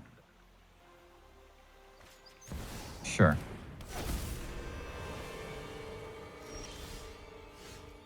Okay, so unfortunately warping that one doesn't really work. Well, it might find me a land at least. And then I can hold up a braid. Land?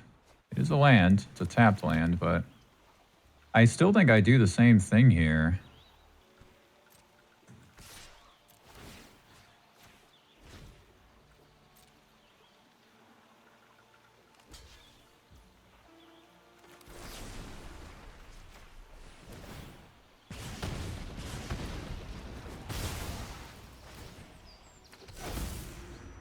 Now I don't attack.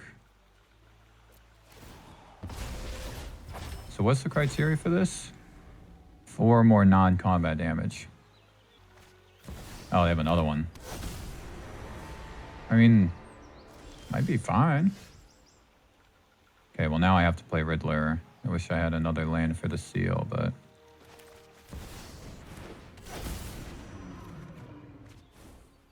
that towards the tower might be relevant.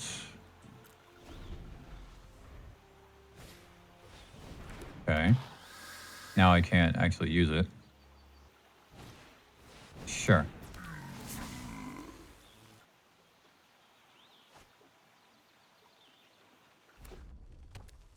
Surprised that they didn't play that Lynx. I mean, I know that they have non-basics, but so do I. Oh, but they would lose, right? Because 2 combats. Good on them. Good on them. If I get a land, I can play the seal. Ah, seal and Riddler time. So I'm definitely not attacking here, but I might win next turn.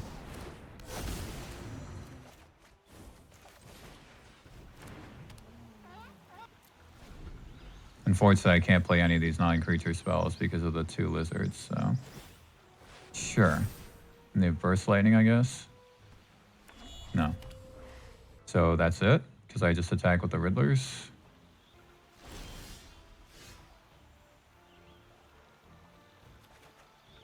Okay. 2 combat. Boom, boom, boom.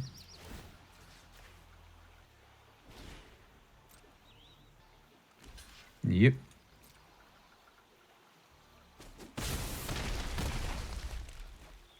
Second combat. And swing. Cool.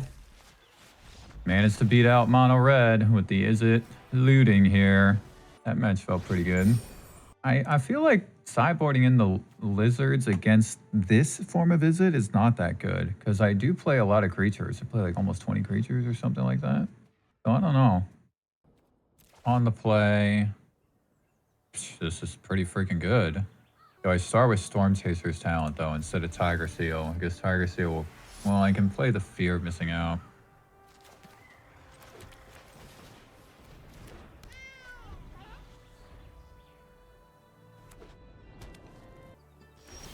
Okay. I don't know if I want to discard that land. Is it better to play Duelist of the Mind here? No. You know what? I should have, I messed that up. I should have played this on blue.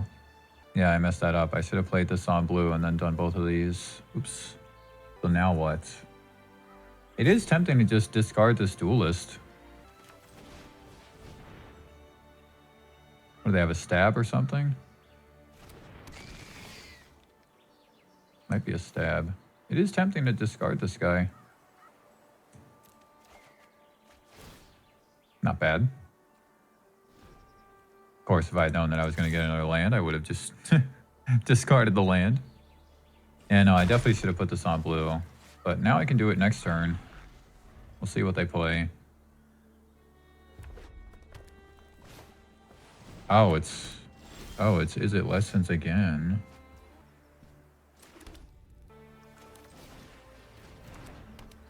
Interesting that they're running Starting Town. You really don't need to with that deck. Another Quantum Riddler is good, actually. Man, I've played against nothing but mono red and Izzet.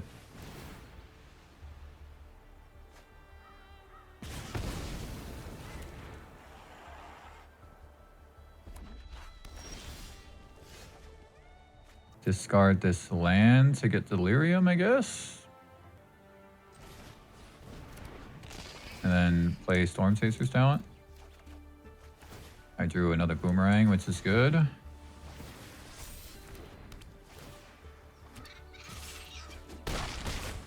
Alright, well, presenting lethal next turn. Sure. Still lethal with Boomerang Basics and Storm Chaser's talent.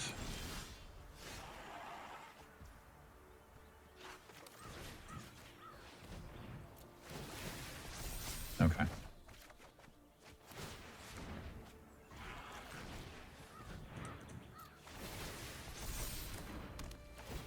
Nothing but Izzet and mono red today, man. That's all I've played against. Okay. A null, a braid. Don't need the furnace. Cut a couple torches. It is tempting to keep the abandoned attachments in, but it might be more important to... Well, I obviously need the lanterns, but... Cut a Boomerang, cut this, play 2 lanterns. I don't want to take out all the torches, because I want to be able to hit Gran. And I want to be able to hit the otters. And actually, I should put Pyroclasm in here, so maybe take out one of these. Okay, this is looking better. They have so much removal in their deck, so it makes me think that Storm Chaser's talent might not be as valuable because they're just going to kill my otters. Better to go bigger with some of the other guys. And also cutting up basics, you know, makes the talents a little bit less valuable. Yeah, I mean, we could also potentially cut another towards the tower because this is 6 burn spells. That might be too many. Let's try this, though. Can I beat Izzet Lessons with Izzet looting? Ooh, I mean, it's not bad. Their deck's not going to kill me super fast, so I can just discard one of these lands.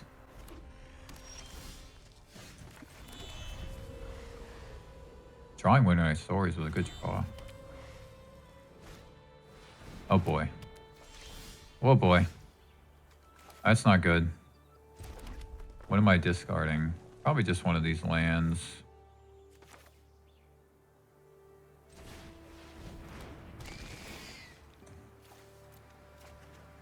I drew another land. Oh boy. This isn't good. Let's see what happens. Iroh's Demonstration? Iroh's Demonstration.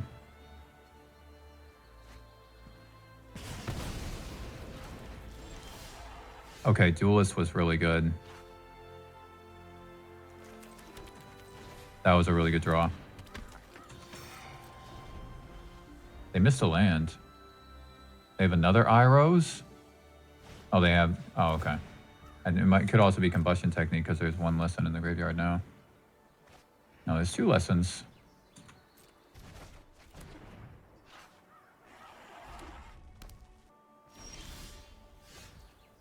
Okay, I think I'm comfortable playing the Duelist again.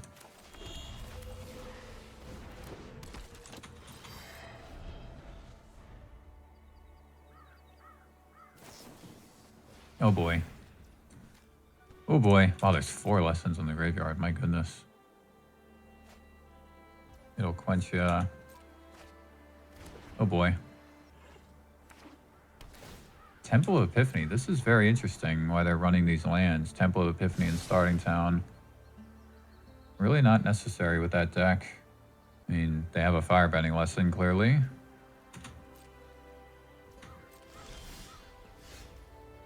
Okay. I'm going to save that Quantum Riddler, I think, because I can harmonize the Winter Night Stories with it. I can even hardcast it and do that and have a big swing with Duelist. Start with this.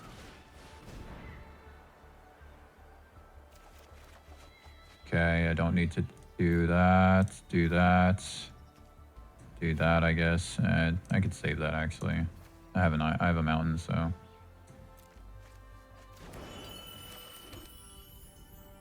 Do I play the other Duelists?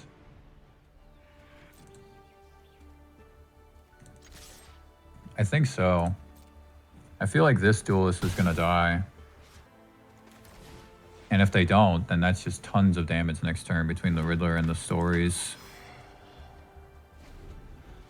It'll be like 12 damage, I think. Something like that. Draw cards. Return. Oh, 10. Okay. There goes one. Let's see if they kill the other.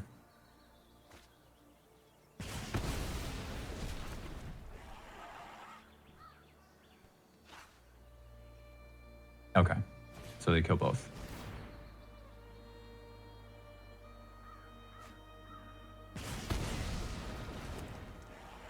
See if I draw Soul Guide Lantern.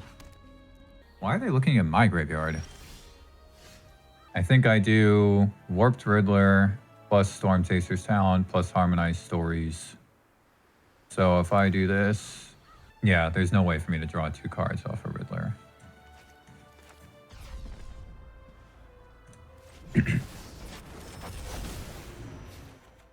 Okay. Boom. Boom. Okay. I should definitely play that Lantern. I might be able to get rid of this Torch the Tower.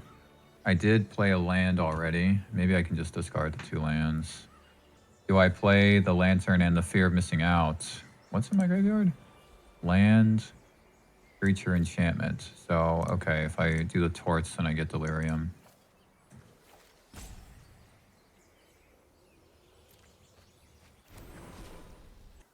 I probably shouldn't play that, though, because the Riddler is not going to be on the field. I'm definitely doing this. I might even just, like, exile this whole thing right now, because I don't want them to have things available on their turn, you know?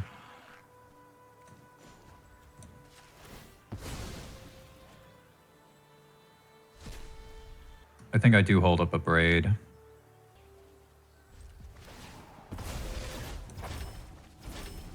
Hopefully I don't need that towards the tower.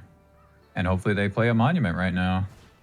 Okay, there's Grand. So I did need the towards the tower after all. Oh, I can get it back with the Storm Chaser's talent. And now I'm gonna blow up their monument anyway. Okay.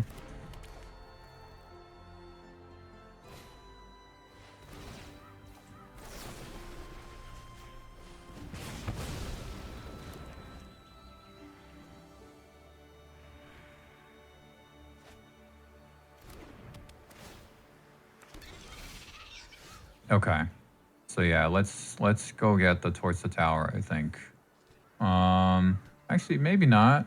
Maybe it is better to just play Duelist and Fear. Duelist, Fear, and then Riddler. There's only one lesson in the graveyard. I also might want to get the Abrade back if they get another, you know, if they get another monument. Do I discard this land? I think 6 lands is enough.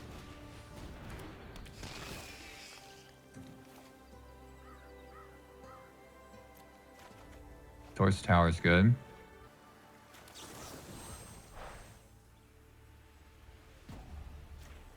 There's an argument to be made that I get rid of the Otter, but I don't think so. Okay. Well, I guess I can just get rid of it with the... I can just get the torch back, but...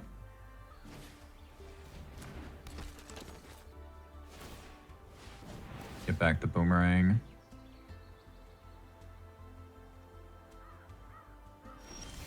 Ooh, another talent is excellent, actually. Okay, so do I just play that, play the Riddler? And then... Well, I definitely play the Riddler, right? But do I just attack? I think so. Get 2 combats here.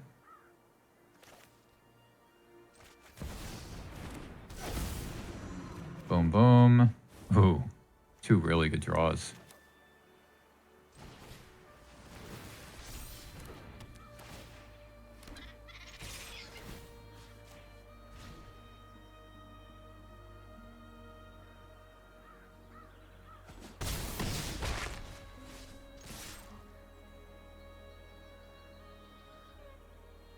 Presenting lethal next turn. Can I beat Izzet Lessons? I mean, look at my hand. I don't see how I even lose, even if they... It doesn't matter what they do, I don't think. And this looting deck is really strong. I'm surprised it didn't do better against in Worlds. I think they just weren't ready for it. I think they just weren't ready for the Lessons deck, I mean. So they have to get rid of my Riddler and my Duelist, and even then, I don't think it's enough. Even then, I think with just the Siege, I can win. Okay.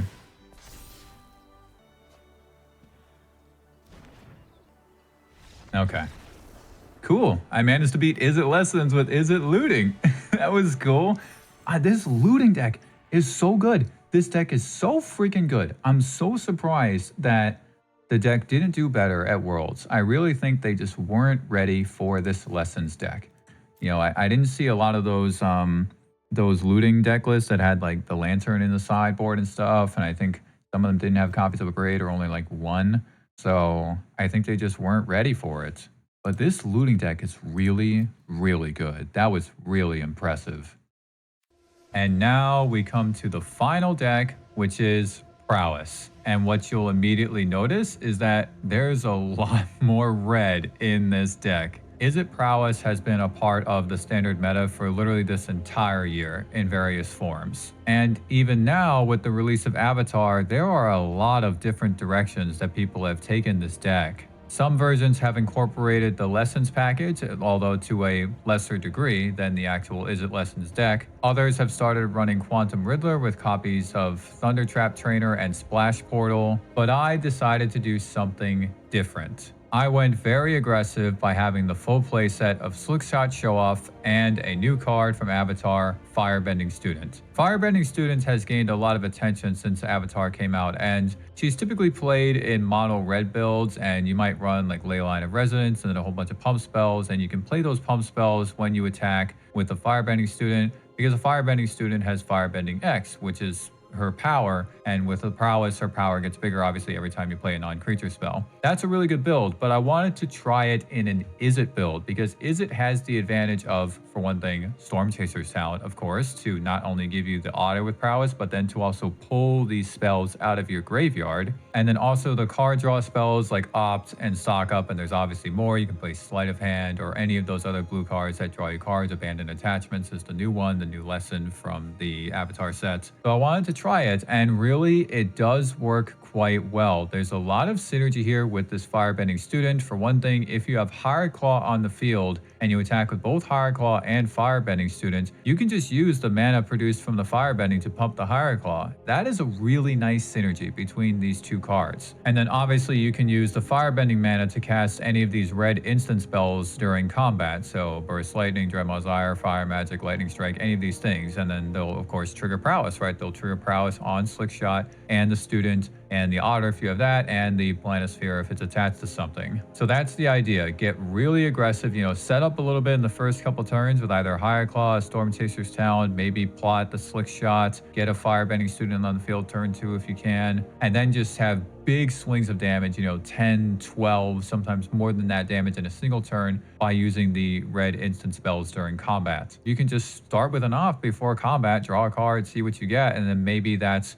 the final piece of Lightning Strike or whatever it is you need during combat to finish off your opponent. 3 copies of Stock Up. I tried 4 copies for a long time, and honestly, to my surprise, it just wasn't right. There were too many instances when I was having multiple copies of Stock Up in my hand, which for this deck that's trying to be a little more aggressive, it really wasn't good. The Stock Up is here so that you don't run out of gas, right? After you've played out most of your hand, now you can play Stock Up to refresh your hand, and then you can start the cycle all over again with your powerful synergies. 2 copies of Wild Ride. This is a card that actually didn't perform quite as well as I was hoping, but sometimes it's extremely strong. It synergizes really well with Firebending Student because you can cast Firebending Student and then you can give her haste. But then because not only does the Prowess trigger on her, so now she's a 2/3, but she gets 3 extra power, so now she has 5 power. You get 5 extra mana from the Firebending, right, during combat when she attacks. So that's potentially really strong. You can play a Kicked Burst Lightning. You can play multiple of these red instant spells during combat if you want, if you have them available to you. So there is really strong synergy here between Wild Ride and Firebending Student, but truthfully, it was lacking a little bit because of the fact that it's not an instant. This felt like it could be more copies of Dreadmaw's Ire.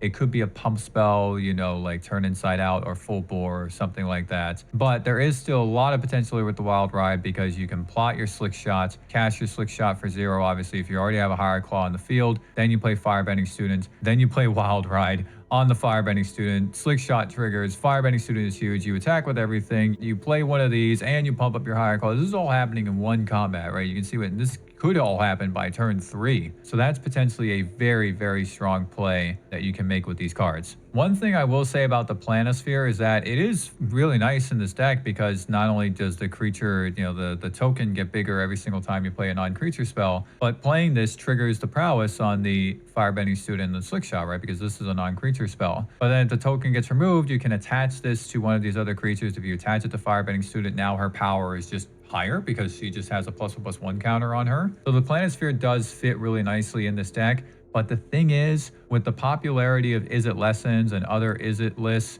that are running a lot of copies of Boomerang Basics, it doesn't feel quite as good as it used to be because you can just, that token just gets balanced and then you lose it, right? So if I end up matching up against Izzet Lessons, I'm just going to take all 4 of these out, and that's what I've been doing. And that does work pretty well. There's only 20 lands in this deck, but honestly, it really does work. This curve is extremely low. You know, the highest mana is Stock Up, which is only 3 mana. There's only 3 of those, but then you also get extra mana from Firebending Students. So to my surprise, I was trying more lands than that for a while, but I just didn't need it. You know, I could cut down on the number of lands and I could just play more spells. The sideboard has taken a long time to figure out, and actually, I gotta be honest, the main deck list has taken a long time to figure out too. This build was a little bit harder than the others for me. 1 copy of Annul. The reason why I only have 1 instead of 2 like I did in the other Izzet decks is because I wanted to make some room for more red spells, because Firebending is only red mana, right? So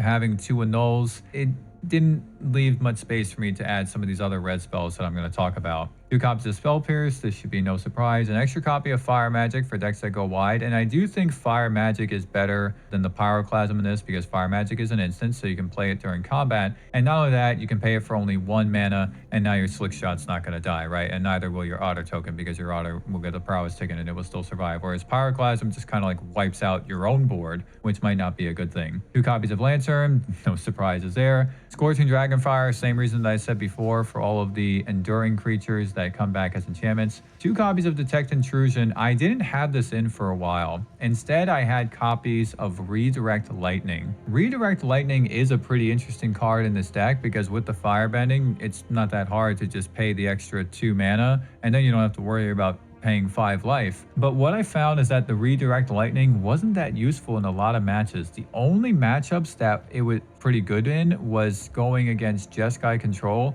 or 4-color control, because those decks play the Lightning Helix, and then you can redirect the Lightning Helix off of whatever creature they're trying to remove and redirect it to them directly instead. But that was really it. Otherwise, the Redirect Lightning, it just wasn't that useful in a lot of matchups, to my surprise. So I instead decided to replace it with 2 copies of Detect Intrusion, 2 copies of Abrade for the Izzet Lessons deck, 2 copies of Witchstalker Frenzy. This was a card I really wanted to have somewhere in this 75, and for a while, I was running these 2 copies in the main deck list, but I found that it wasn't too necessary to have them in the main deck list. But this is a really good card with Firebending Student, because now when you attack, the cost is reduced, but then you get the extra mana from Firebending Student, and now it's easier to cast this and kill a big creature. And then lastly, 2 copies of Quantum Riddler. So obviously this goes in when I'm in for a grindier matchup, or against control decks. It's pretty good against control decks. And there is a nice synergy here between Quantum Riddler and Wild Ride, because you can warp the Riddler, play Wild Ride.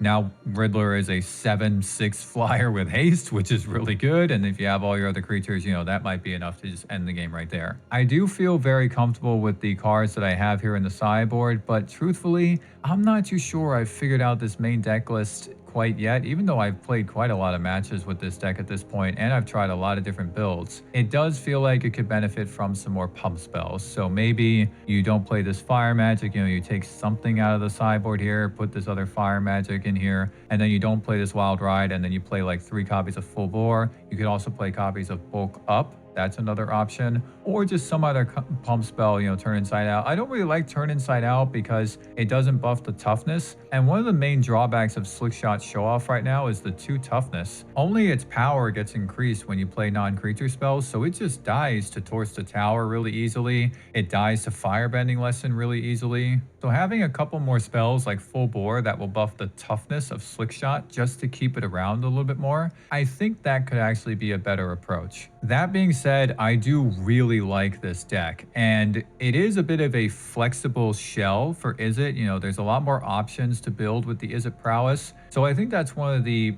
appeals about it, is that you can go in a few different directions for it, but it does make building this deck a little bit more difficult, because it's not like there's just one established synergy that works particularly well. You know, you kind of have to figure it out for yourself. Let's move on to the gameplay, and then I'll give you a detailed analysis and comparison for the 3 decks. Okay, on the play. Ooh, I don't know about this one. I mean, it actually might not be bad, even if they remove my Planisphere. I can use Opt to find another creature.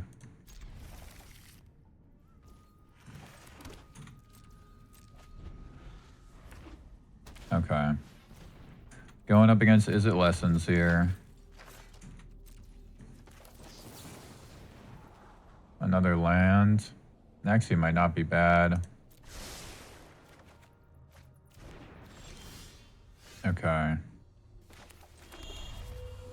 The Planisphere token might just get removed, you know, between Boomerang Basics and the Firebending Lesson and everything like that. Do I just Lightning Strike Gran? Maybe I do. And I might have to do it now to get around Idelquentia. Play Opt and Planisphere next turn.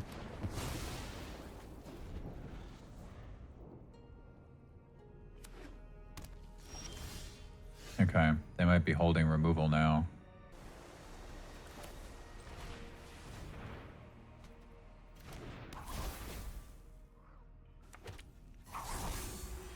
Can definitely just wait until my opponent's turn to opt.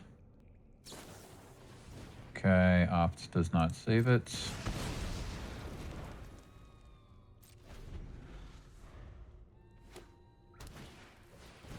Sure. Seems like they have Storm Chasers down? Oh, they might have Boomerang Basics. Yeah, they might have Boomerang Basics. Oh, it is an instant spell. First Lightning, probably not.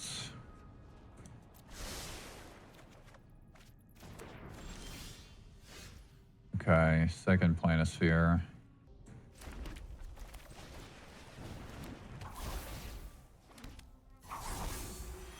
Probably best to just do this. Wild Ride next turn and stock up actually goes pretty hard. Okay.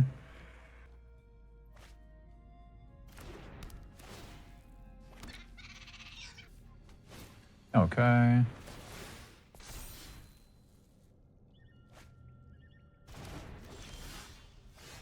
Okay. Slick Shot. Kind of worried that Slick Shot will just get removed here. So I think I plot it and stock up.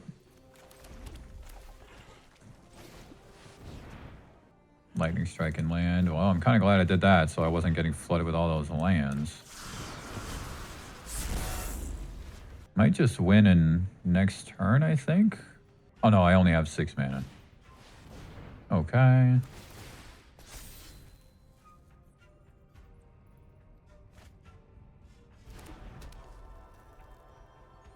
I think it might be better to just Lightning Strike them directly.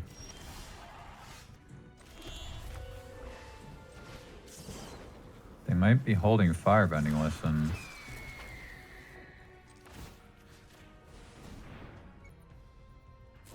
Okay.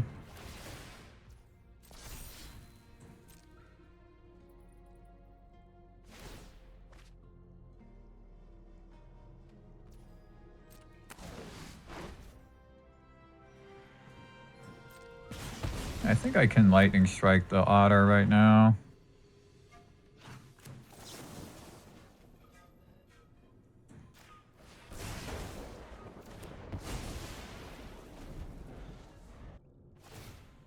Okay. Okay.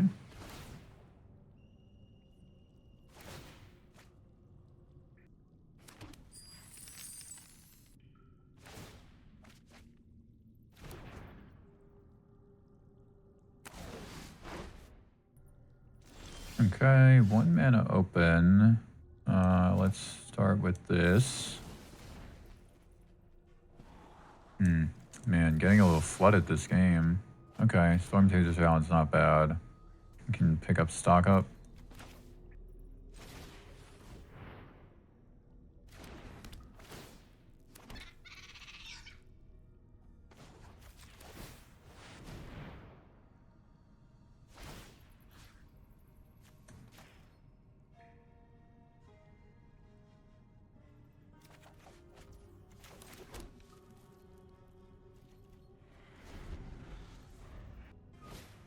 Okay. If they get more art or more monuments in play, then this game might just be over. Okay.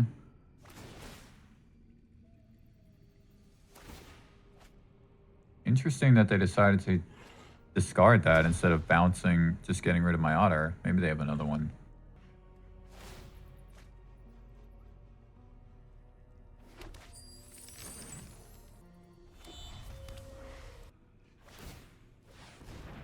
Okay. think I do just equip this.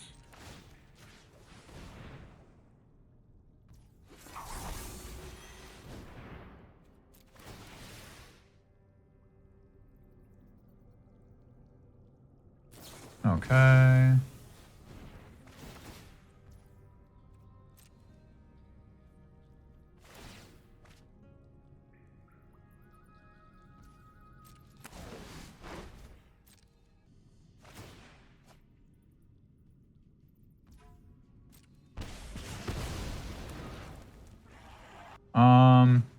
Kind of wish I had one more land here to play Firebending Student and Storm Chaser's Talent.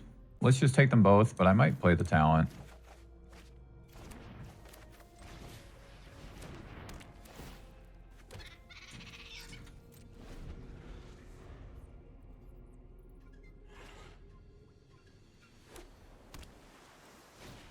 Okay, yeah, that'll do me in because they can -6 me on this turn and -6 or on their turn and then -6 me on my turn. So that's it. Okay, so we can certainly take out the Planispheres. It's not good against Boomerang Basics. Put in the Lanterns. Put in the 2 Braids. And then might be able to trim some of this other stuff. Trim Burst Lightning, trim Lightning Strike. Put in Bell Pierce and all. I would also like to put in the Riddlers. This looks pretty good. I think keeping Fire Magic is still good. Actually, maybe not. Because Grand is 2 toughness, so I would kill like my Slick Shot. You know, the student would survive because of Prowess, but Slick Shot would die. This feels pretty good though. A Braid, a Null, Spell Pierce, Lantern, the Riddler. Yeah, I think this is it. I keep in 2. Yeah, I'm not too sure about this. Well, I don't need Wild Ride. Definitely don't need Wild Ride because they'll just like kill my thing in response most likely. So let's keep in the strikes. Okay. Okay, on the play. This looks really good. Start with Higher Claw or Talent? I mean, it's gotta be Higher Claw, right?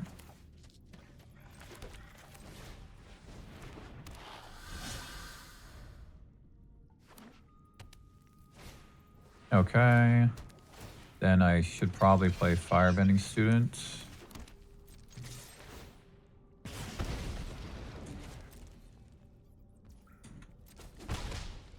And then Storm Chaser's Talent and level up Higher Claw and then play the other Storm Chaser's Talents. I can play out my whole hand. Oh god, that might not be good though if they have Iroh's Demonstration. Well, it doesn't kill my 2 guys here. But if they have Fire Magic, then that's bad. And they left themselves wide open.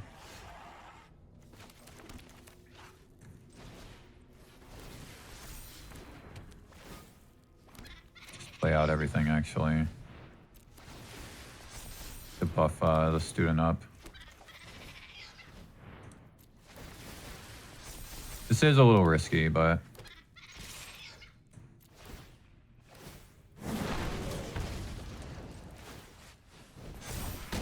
if they don't have Iroh's Demonstration, then it's really good. The best draw right now would be Stock Up. Actually, Quantum Riddler would be good. Okay. Okay. Pretty smart to do it on my turn so that the Prowess of the Otter triggers. Oh. And good to do it on my upkeep as well. Oh, look at that. Look at that.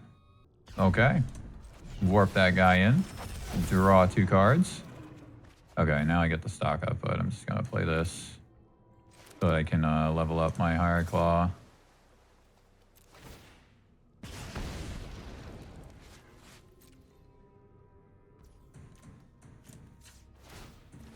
Combustion Technique does still kill Higher Claw, unfortunately. They are down to 7, and I have a Stock Up with 3 Prowess Otters. Okay.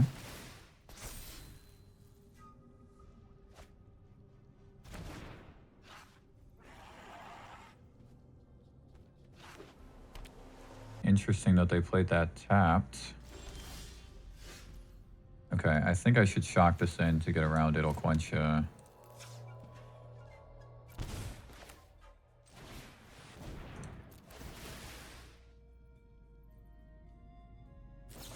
Okay. Hard Claw is down. So if I get Lightning Strike, they are not dead. But I can play the Lantern and get rid of their whole graveyard, and then attack, and then have Lightning Strike. Yeah, we'll do it like that. They won't be able to block if I play this Lantern because of the Prowess. Well, they can, but then they don't have a creature. And then Lightning Strike just wins the game, actually.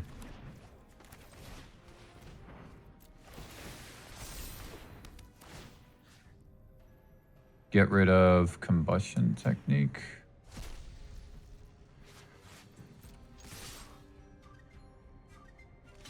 Yeah, they gotta block that. Okay.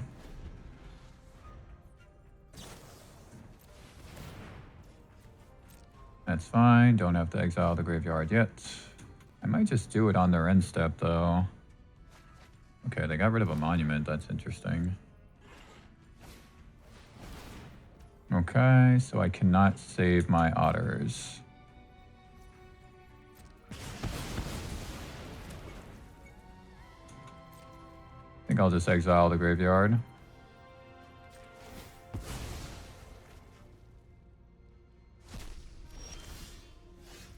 Now I think I should just play Quantum Riddler, because they can't really kill it, right?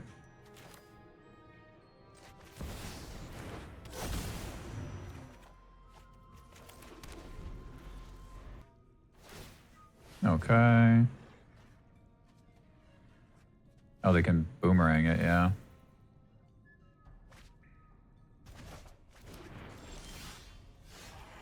Okay. So now, I mean, if I Lightning Strike and level up the talent and get back the strike, then I win the game. So I guess I'll just do that. I can also opt. I can do all of that stuff.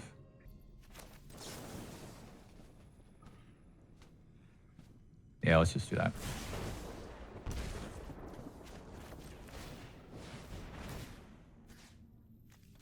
Because they would literally need negate for this. Okay, so they know that I have an opt, but whatever. Sure.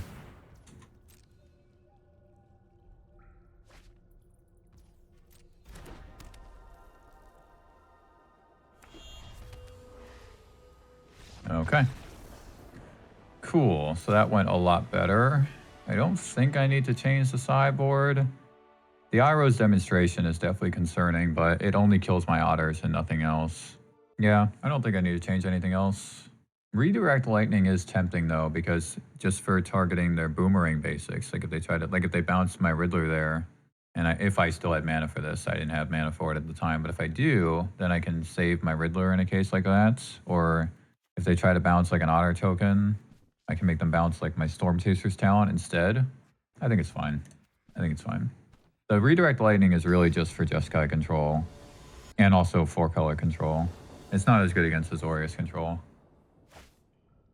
Definitely probably need to get rid of this. I mean, I can opt to potentially find a land, but if I don't find a land, I just lose. Pretty much. I mean, I guess I don't lose, but because that deck might not kill me that fast. But if I have to wait a few turns on the draw, nah, just get rid of it. Okay, this looks a lot better. Tempting to just get rid of the lands. Very tempting to just get rid of the lands because I can basically play out my hand and draw 2 with the Riddler.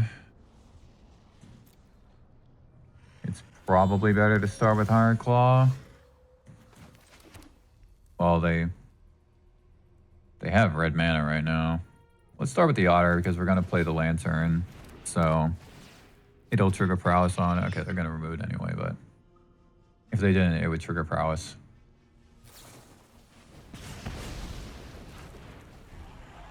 Now I think I actually play Hard Claw and hold up Spell Pierce.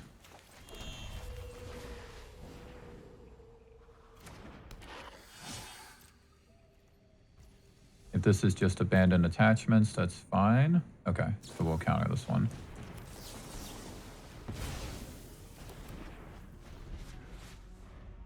That's 2 lessons in the graveyard. Okay, that's 3 lessons in the graveyard. And a Gran. And there's the Accumulate Wisdom. Damn. Okay. Well, I think I Lantern and Burst Lightning Gran.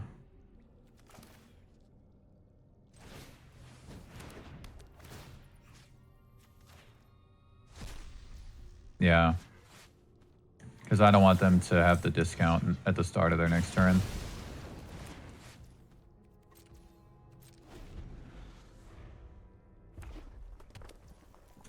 Okay, nothing from my opponent yet. I have another Lantern, that is good. Do I play both? Maybe.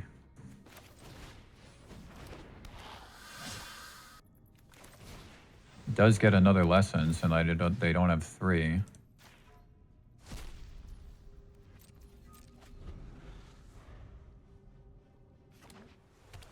I get a land, I can draw 2 off of Riddler.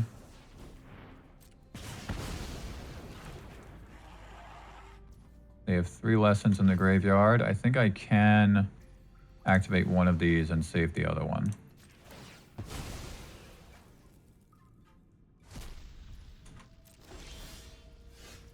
Stock up's unfortunate. Really don't want to just use this Riddler, but I think I have to just wait. That feels bad, but it is what it is. Sure. Sure.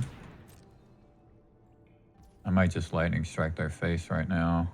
Because if I get land, I can land in Riddler.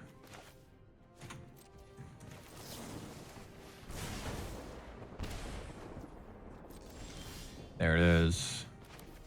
So is this better than stocking up? Yeah, it is. I might get a 1-drop off this. Okay, I didn't.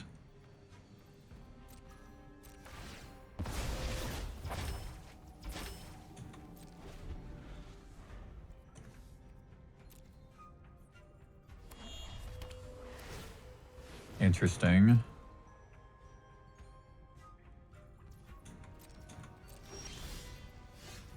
Okay. I have to play Firebending Student, right? But I kind of want to get around It'll Quench You by playing this, but that means not playing this. Okay. Okay. Oh, that's interesting. Choosing to do a parade on the student instead of the lantern.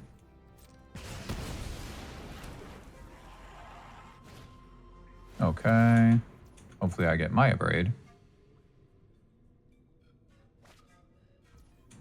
I should probably stock up. I might be able to find it.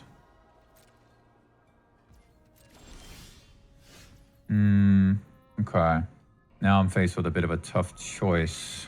Because if I stock up before playing Slick Shot, I can potentially find the Abrade, but then I don't get the buff on Slick Shot. There's nothing in the graveyard that I want to get right now.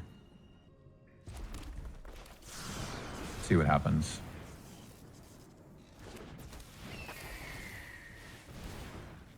Even if this gets quenched, then I still have the Riddler. Okay, there's the Abrade. And I think Storm Chaser's Talent, actually, instead of Higher Claw. Just to keep grabbing things out of the graveyard.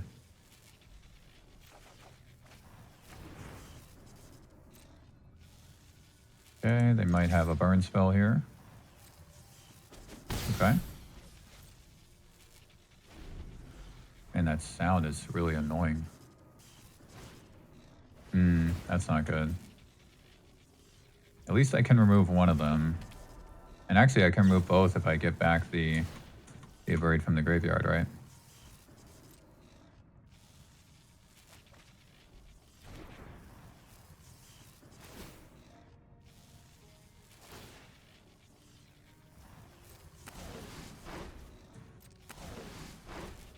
There's 2 lessons in the graveyard. Oh, wow. I mean, I still have a chance even with that, though.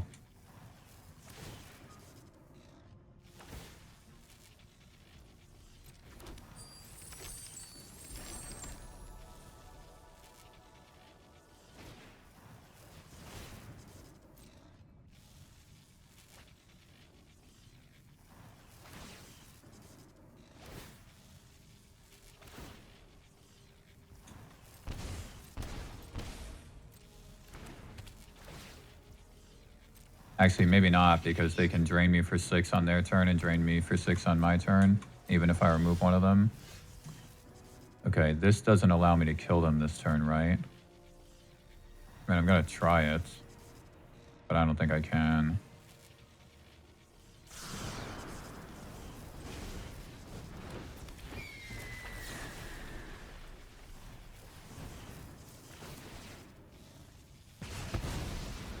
No. So close. I mean, I do win next turn if they don't kill me on this turn. Have to see what happens. Actually, I guess technically no. Oh, no, yeah, because I can get Burst Lightning. Let's see. What do they have in the graveyard? I mean, I'm just going to exile their graveyard anyway, but it would be abandoned attachments that they have to get. Okay. Well.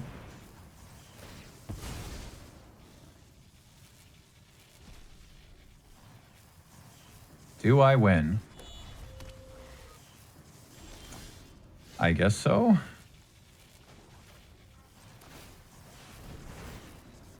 Get Burst Lightning.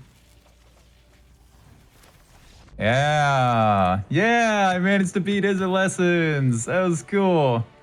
All right, I actually did it. Oh, that was sick. That was really sick. I'm telling you, I said it. I said it. Izzet Lessons is vulnerable. It is a vulnerable deck. Like, I just exiled their graveyard twice, and that was enough, you know, and I got rid of 1 monument, and that was enough. And I spell pierced the thing. Like, this Izzet Lessons deck is really strong, but it is vulnerable. Look at this. Look at this. Look at this, man. That was cool. That was sick. I don't like it. I don't like this either, but I don't want to mulligan again.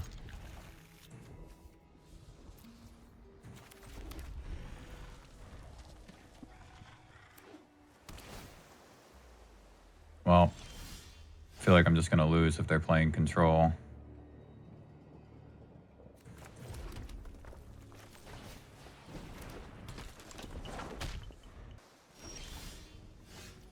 Do I plot the slick shot to set up a bigger turn? Or do I go for a big turn now? There's no way they're just going to let this firebending student live.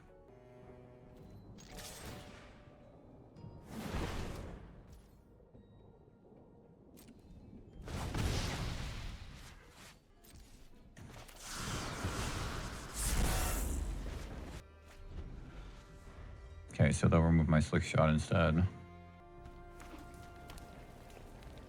Sunken Citadel? What is this deck?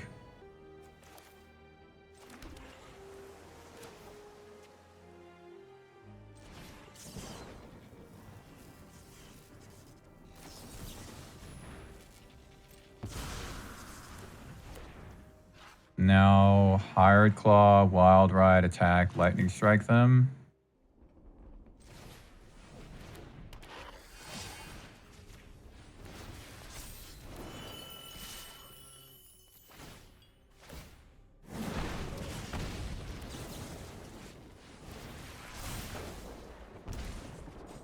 All right, well, they're down to 8.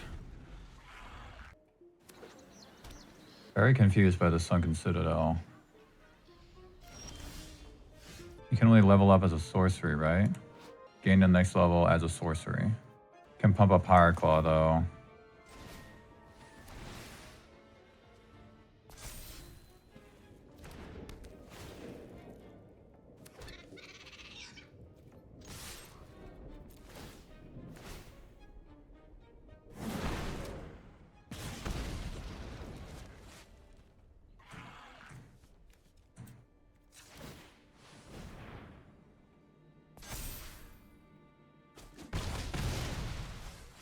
Alright, well, board wipe's coming. But I think that's fine because I have the stock up to follow up with. I mean, one lightning strike does them in.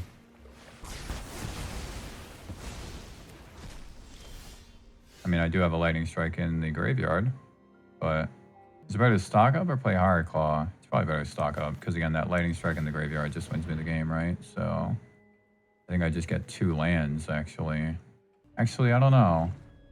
Because Burst Lightning also does them in. So let's take the Verge and the Burst Lightning and play the Higher Claw.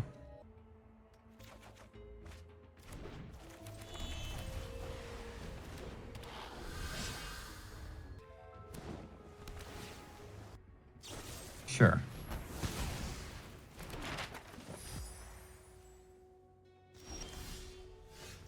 Okay, so now I guess I just Burst Lightning because I don't think it's worth finding a land. I mean, waiting to find a land, I mean. I guess I can wait on this. What are the chances that they have 3 steps right now? I mean, I guess even if they do, it's not so bad. They can't draw cards off it.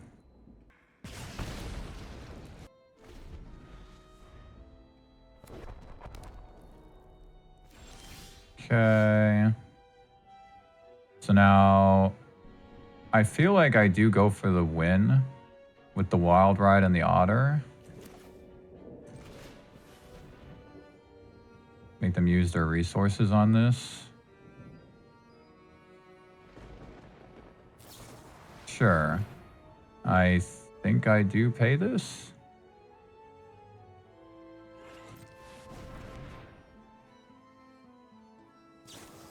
Okay, well, they just used 2 counter spells there. Now, if they're holding 3 steps, then I level up the talent and then they can stop me from bursting them. That's unfortunate.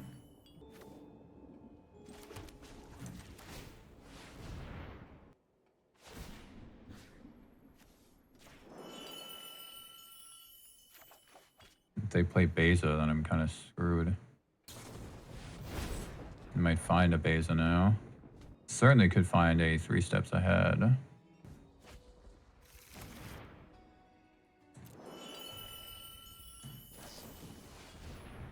Okay. They probably went to go get Beza and a counterspell. Are they still trying to find Beza? I'm so confused right now. Can I just find... I don't know. Okay, they were looking for Beza. Okay, they still win the game.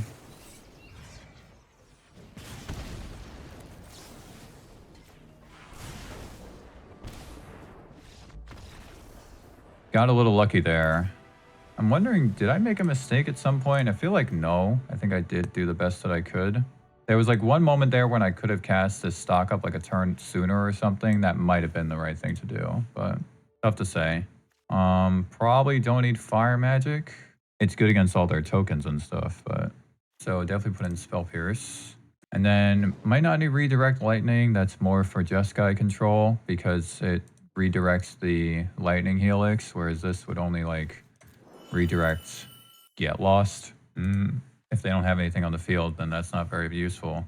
I don't need Dreadmaw's Ire, so I might just want to try to fit these Riddlers in here. I also do like the idea of playing a Frenzy to get rid of the Beza. Maybe just this, because I definitely want to keep the burn spells. And Wild Ride is good. Like if they board wipe me and then I warp in a Riddler and hit them for 7, hopefully I have a good draw and they have a bad draw. This draw is bad. This draw is functional. I don't think I need the Wild Ride. Okay. We're going to have to start with Storm Chaser's talent, so the turn after that we can play Higher Claw and hold up Spell Pierce.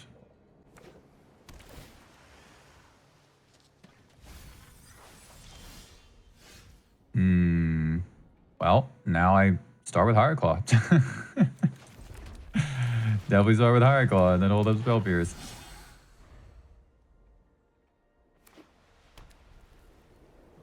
Okay, it's actually... They don't realize that they just made a mistake by letting me untap. if they're holding Get Lost.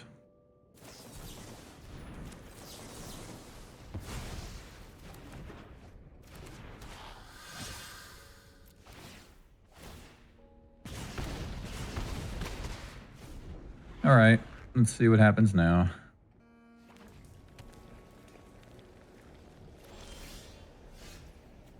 Okay, is it better to just burst lightning them right now, or is it better to just play the talent? Because they're probably going to board wipe me, and then I lose my otter. They let me attack with both.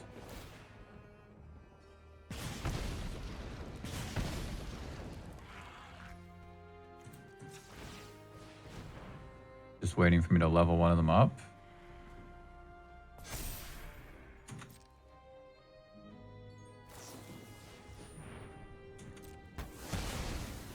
I had to wait for it to be attacking.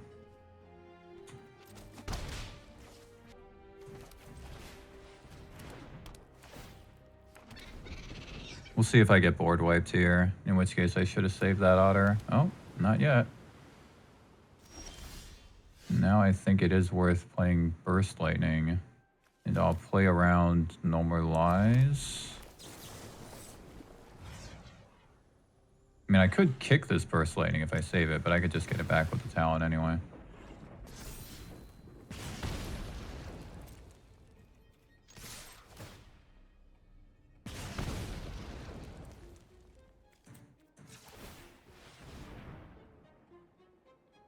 Okay. Gonna map onto the otter.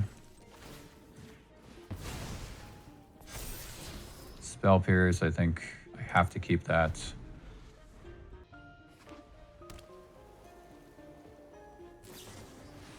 Sure. Now they can't activate the anchorage. And they already played a land. So that's interesting. Definitely just gonna make this blue. And then attack. And I should probably just get back Burst Lightning, right?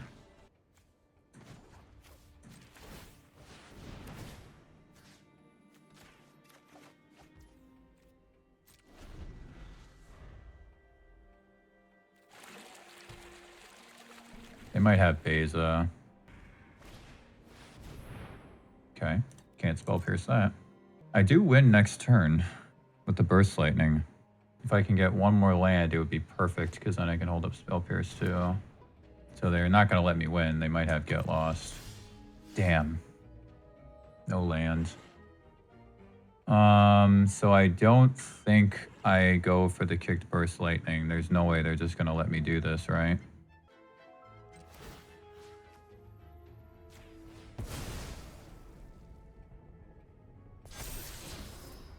Flick Shot's good.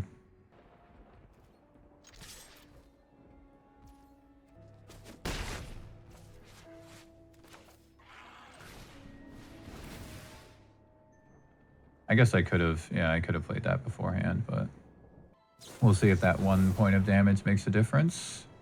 If I counter this, they wouldn't counter it if they had a board wipe, so they don't have a board wipe. And even if they have a board wipe, I just win next turn with Slick Shot and Burst Lightning anyway. Oh, they're drawing and discarding. Drawing and discarding? So I guess they do have a board wipe then, right? Maybe Ultima. They might be trying to get like land plus Get Lost or something. Yeah, I should have played that first, because Lightning Strike off the top doesn't kill them, but we'll see if it makes a difference. I mean, they do need to answer a lot of stuff right now. Sure. So now whatever spell they play, I'm just going to counter it just to tap them out. Playing Slick Shot, of course. Okay. All right. I was not expecting that, but all right. So it's weird. I don't know. Azorius control feels a little bit weaker right now. I think 4-color control and Jeskai control is better. It's a little bit surprising. Now that we've seen gameplay from each deck, let's do a comparison to highlight their differences, strengths, and weaknesses. Izzet Lessons plays more like a control deck, but it can also take a bit of a mid-range approach depending upon the matchup. The deck is very consistent and synergistic, to the point that taking 1 or 2 mulligans really might not be that detrimental, since you're able to generate so much value with the correct combination of cards. It's also one of the best decks I've ever played in terms of sustaining itself through extended games. And when the engine is fully online, if your opponent doesn't disrupt it, there's a high chance you're going to win that game. The looting deck plays more like an aggro deck, although again, it can take a bit more of a mid-range approach depending upon the matchup. These creatures have a lot of value for their mana cost, since they're all pretty hard to remove with having 3 toughness, and have pretty useful effects, whether that be vigilance, flying, or drawing and discarding. Since drawing cards is a key aspect to get the most out of Duelist of the Mind and Tiger Seal, there's now extra value in this deck from drawing cards. Drawing cards is always good, but there's extra value for drawing those cards in this deck, because now you're getting the full usage of these creatures. The deck is also resilient since you're drawing so many cards, and your opponent might need to take some good amount of effort to remove those creatures because of their higher toughness. So when your opponent uses their resources to get rid of them, it's pretty easy to redeploy more creatures since you're drawing so many cards. The Prowess deck is very much an aggro deck, but potentially with an alternative build and an alternative approach, you might be able to make it more like a mid-range deck. The deck's best quality is that it's explosive. You can have turns where you do 8, 10, 12 or more damage to your opponent. The deck also does feel like it rewards you for your aggression. Even something as simple as choosing to lightning strike your opponent directly may be the difference in you winning that game. One important quality about this archetype that I want to emphasize is its flexibility. There are a lot of possibilities for the Izzet Prowess deck, and with so many options, it does feel like you can personalize the deck to your own playstyle and just choose cards that you enjoy playing with. Now, these decks do all have various drawbacks, and I think it's important to discuss those as well. While the Lessons deck does have a very potent engine, it does take a while to set up and it can be a little bit slow. If you don't have enough removal in your hand and your opponent is just getting very aggressive, you probably won't have time to set up your monument and your artist's talent. The biggest drawback about the Lessons deck is one that I mentioned before, which is that it's vulnerable. It seems like it isn't because you just draw so many cards and you generate so much value, but seriously, it is a vulnerable deck. If you get rid of the graveyard, if you have your enchantment removal, your artifact removal, then that deck just isn't going to do that much. The looting deck feels really good when everything works together, but there are some instances when it feels like the wheels are sputtering. If you have a turn with a Tiger Seal and a Duelist of the Mind on the field, but you don't have a card draw spell, then that's going to be a very dead turn for you, and if you only have like a land and something else in your hand, it really doesn't feel that good. Another drawback is that it does feel a little bit susceptible to decks that go big. The Torch the Towers are good at removing small creatures, Roaring Furnace can potentially remove a big creature, but if you only have 4 cards in your hand, or sometimes 3 cards in your hand, then that Furnace is not going to kill a really huge Ouroboros. Your best bet at that point is to bounce it with Boomerang Basics, but again, that's sorcery speed, and then you don't get the card draw effect to benefit your own creatures. The Prowess deck can have instances of burning brightly, but it's also susceptible to having its flames completely doused, since it is a creature-based deck. It really needs to chain a few things together in order to do a lot of damage, but if your opponent interrupts the chain, then the deck isn't going to hit that hard. It also sometimes has a hard time going toe-to-toe with decks that play unfairly, since it doesn't really have a good answer to powerful combos or synergies outside of the burn spells. I want to take a minute to show you my records for each deck and also say a few words about that. Here's how each deck performed on the arena ladder. I played a lot of games with the Izzet Lessons deck because truthfully, that deck was just kind of hard for me to figure out the first few times I played it. I didn't really know what I was doing, and I lost my first 2 matches. However, after that and making a few tweaks to the deck, I was able to get a bit more comfortable with it, and that's when it started to feel really good. I also played more matches with the Izzet Prowess deck because again, I was having a little bit of trouble fine-tuning the list that I wanted to play. As you can see, that deck's win percentage is a little bit lower, but all 3 of those losses actually came from the same deck, which was Simic Aggro. So something about my Izzet Prowess build is just not able to keep up very well with that deck. I only played 5 matches with the looting deck because honestly, I didn't feel like I needed to play any more than that. I basically didn't change the list from my first iteration, and those 5 matches were enough for me to determine what my feelings on it were. Now that I have shown and discussed all 3 decks, it's time for the big reveal. Which deck do I think is the best? And it is Izzet Looting. This was easily my favorite out of the 3 to play. This is probably going to become a regular deck for me that I play on the ladder. Even though I did play less matches overall with this deck, it's just because I didn't feel like I needed to make that many changes. The other decks were harder for me to figure out and fine tune, whereas this one was just, yep, this is it, and it is awesome. And truthfully, I do think that this looting deck is better than the lessons deck. It's very close. The lessons deck is really good, but the lessons deck is vulnerable. If you can get rid of the graveyard, if you can get rid of the monument, if you can counter the artist talent, that deck just doesn't keep up. It doesn't keep up with this looting deck. And not only that, all of these creatures do not die to that firebending lesson. They don't die to firebending lesson. They have to use Io's demonstration. They have to use combustion technique. I said it before a number of times, but I'm just going to reiterate that a big reason why the Izzet Lessons deck did so well at Worlds is because the rest of the field wasn't ready for it. Especially the players who brought Izzet Looting. They weren't ready for it. They weren't ready for the Izzet Lessons deck. But this build of Izzet Looting is so good. It's so good. The 4 Tiger Seals, the 4 Talents, the 4 Duels, the 4... This package of creatures is so freaking good. There's so much card draw. Again, the only thing that I think needs a little bit more tweaking is the removal. The 2 Sieges is the perfect amount. The 4 Riddlers to harmonize the Winter Night Stories, the Boomerang Basics. This is all just so good. But I do think there needs to be a little bit of tweaking here with the removal.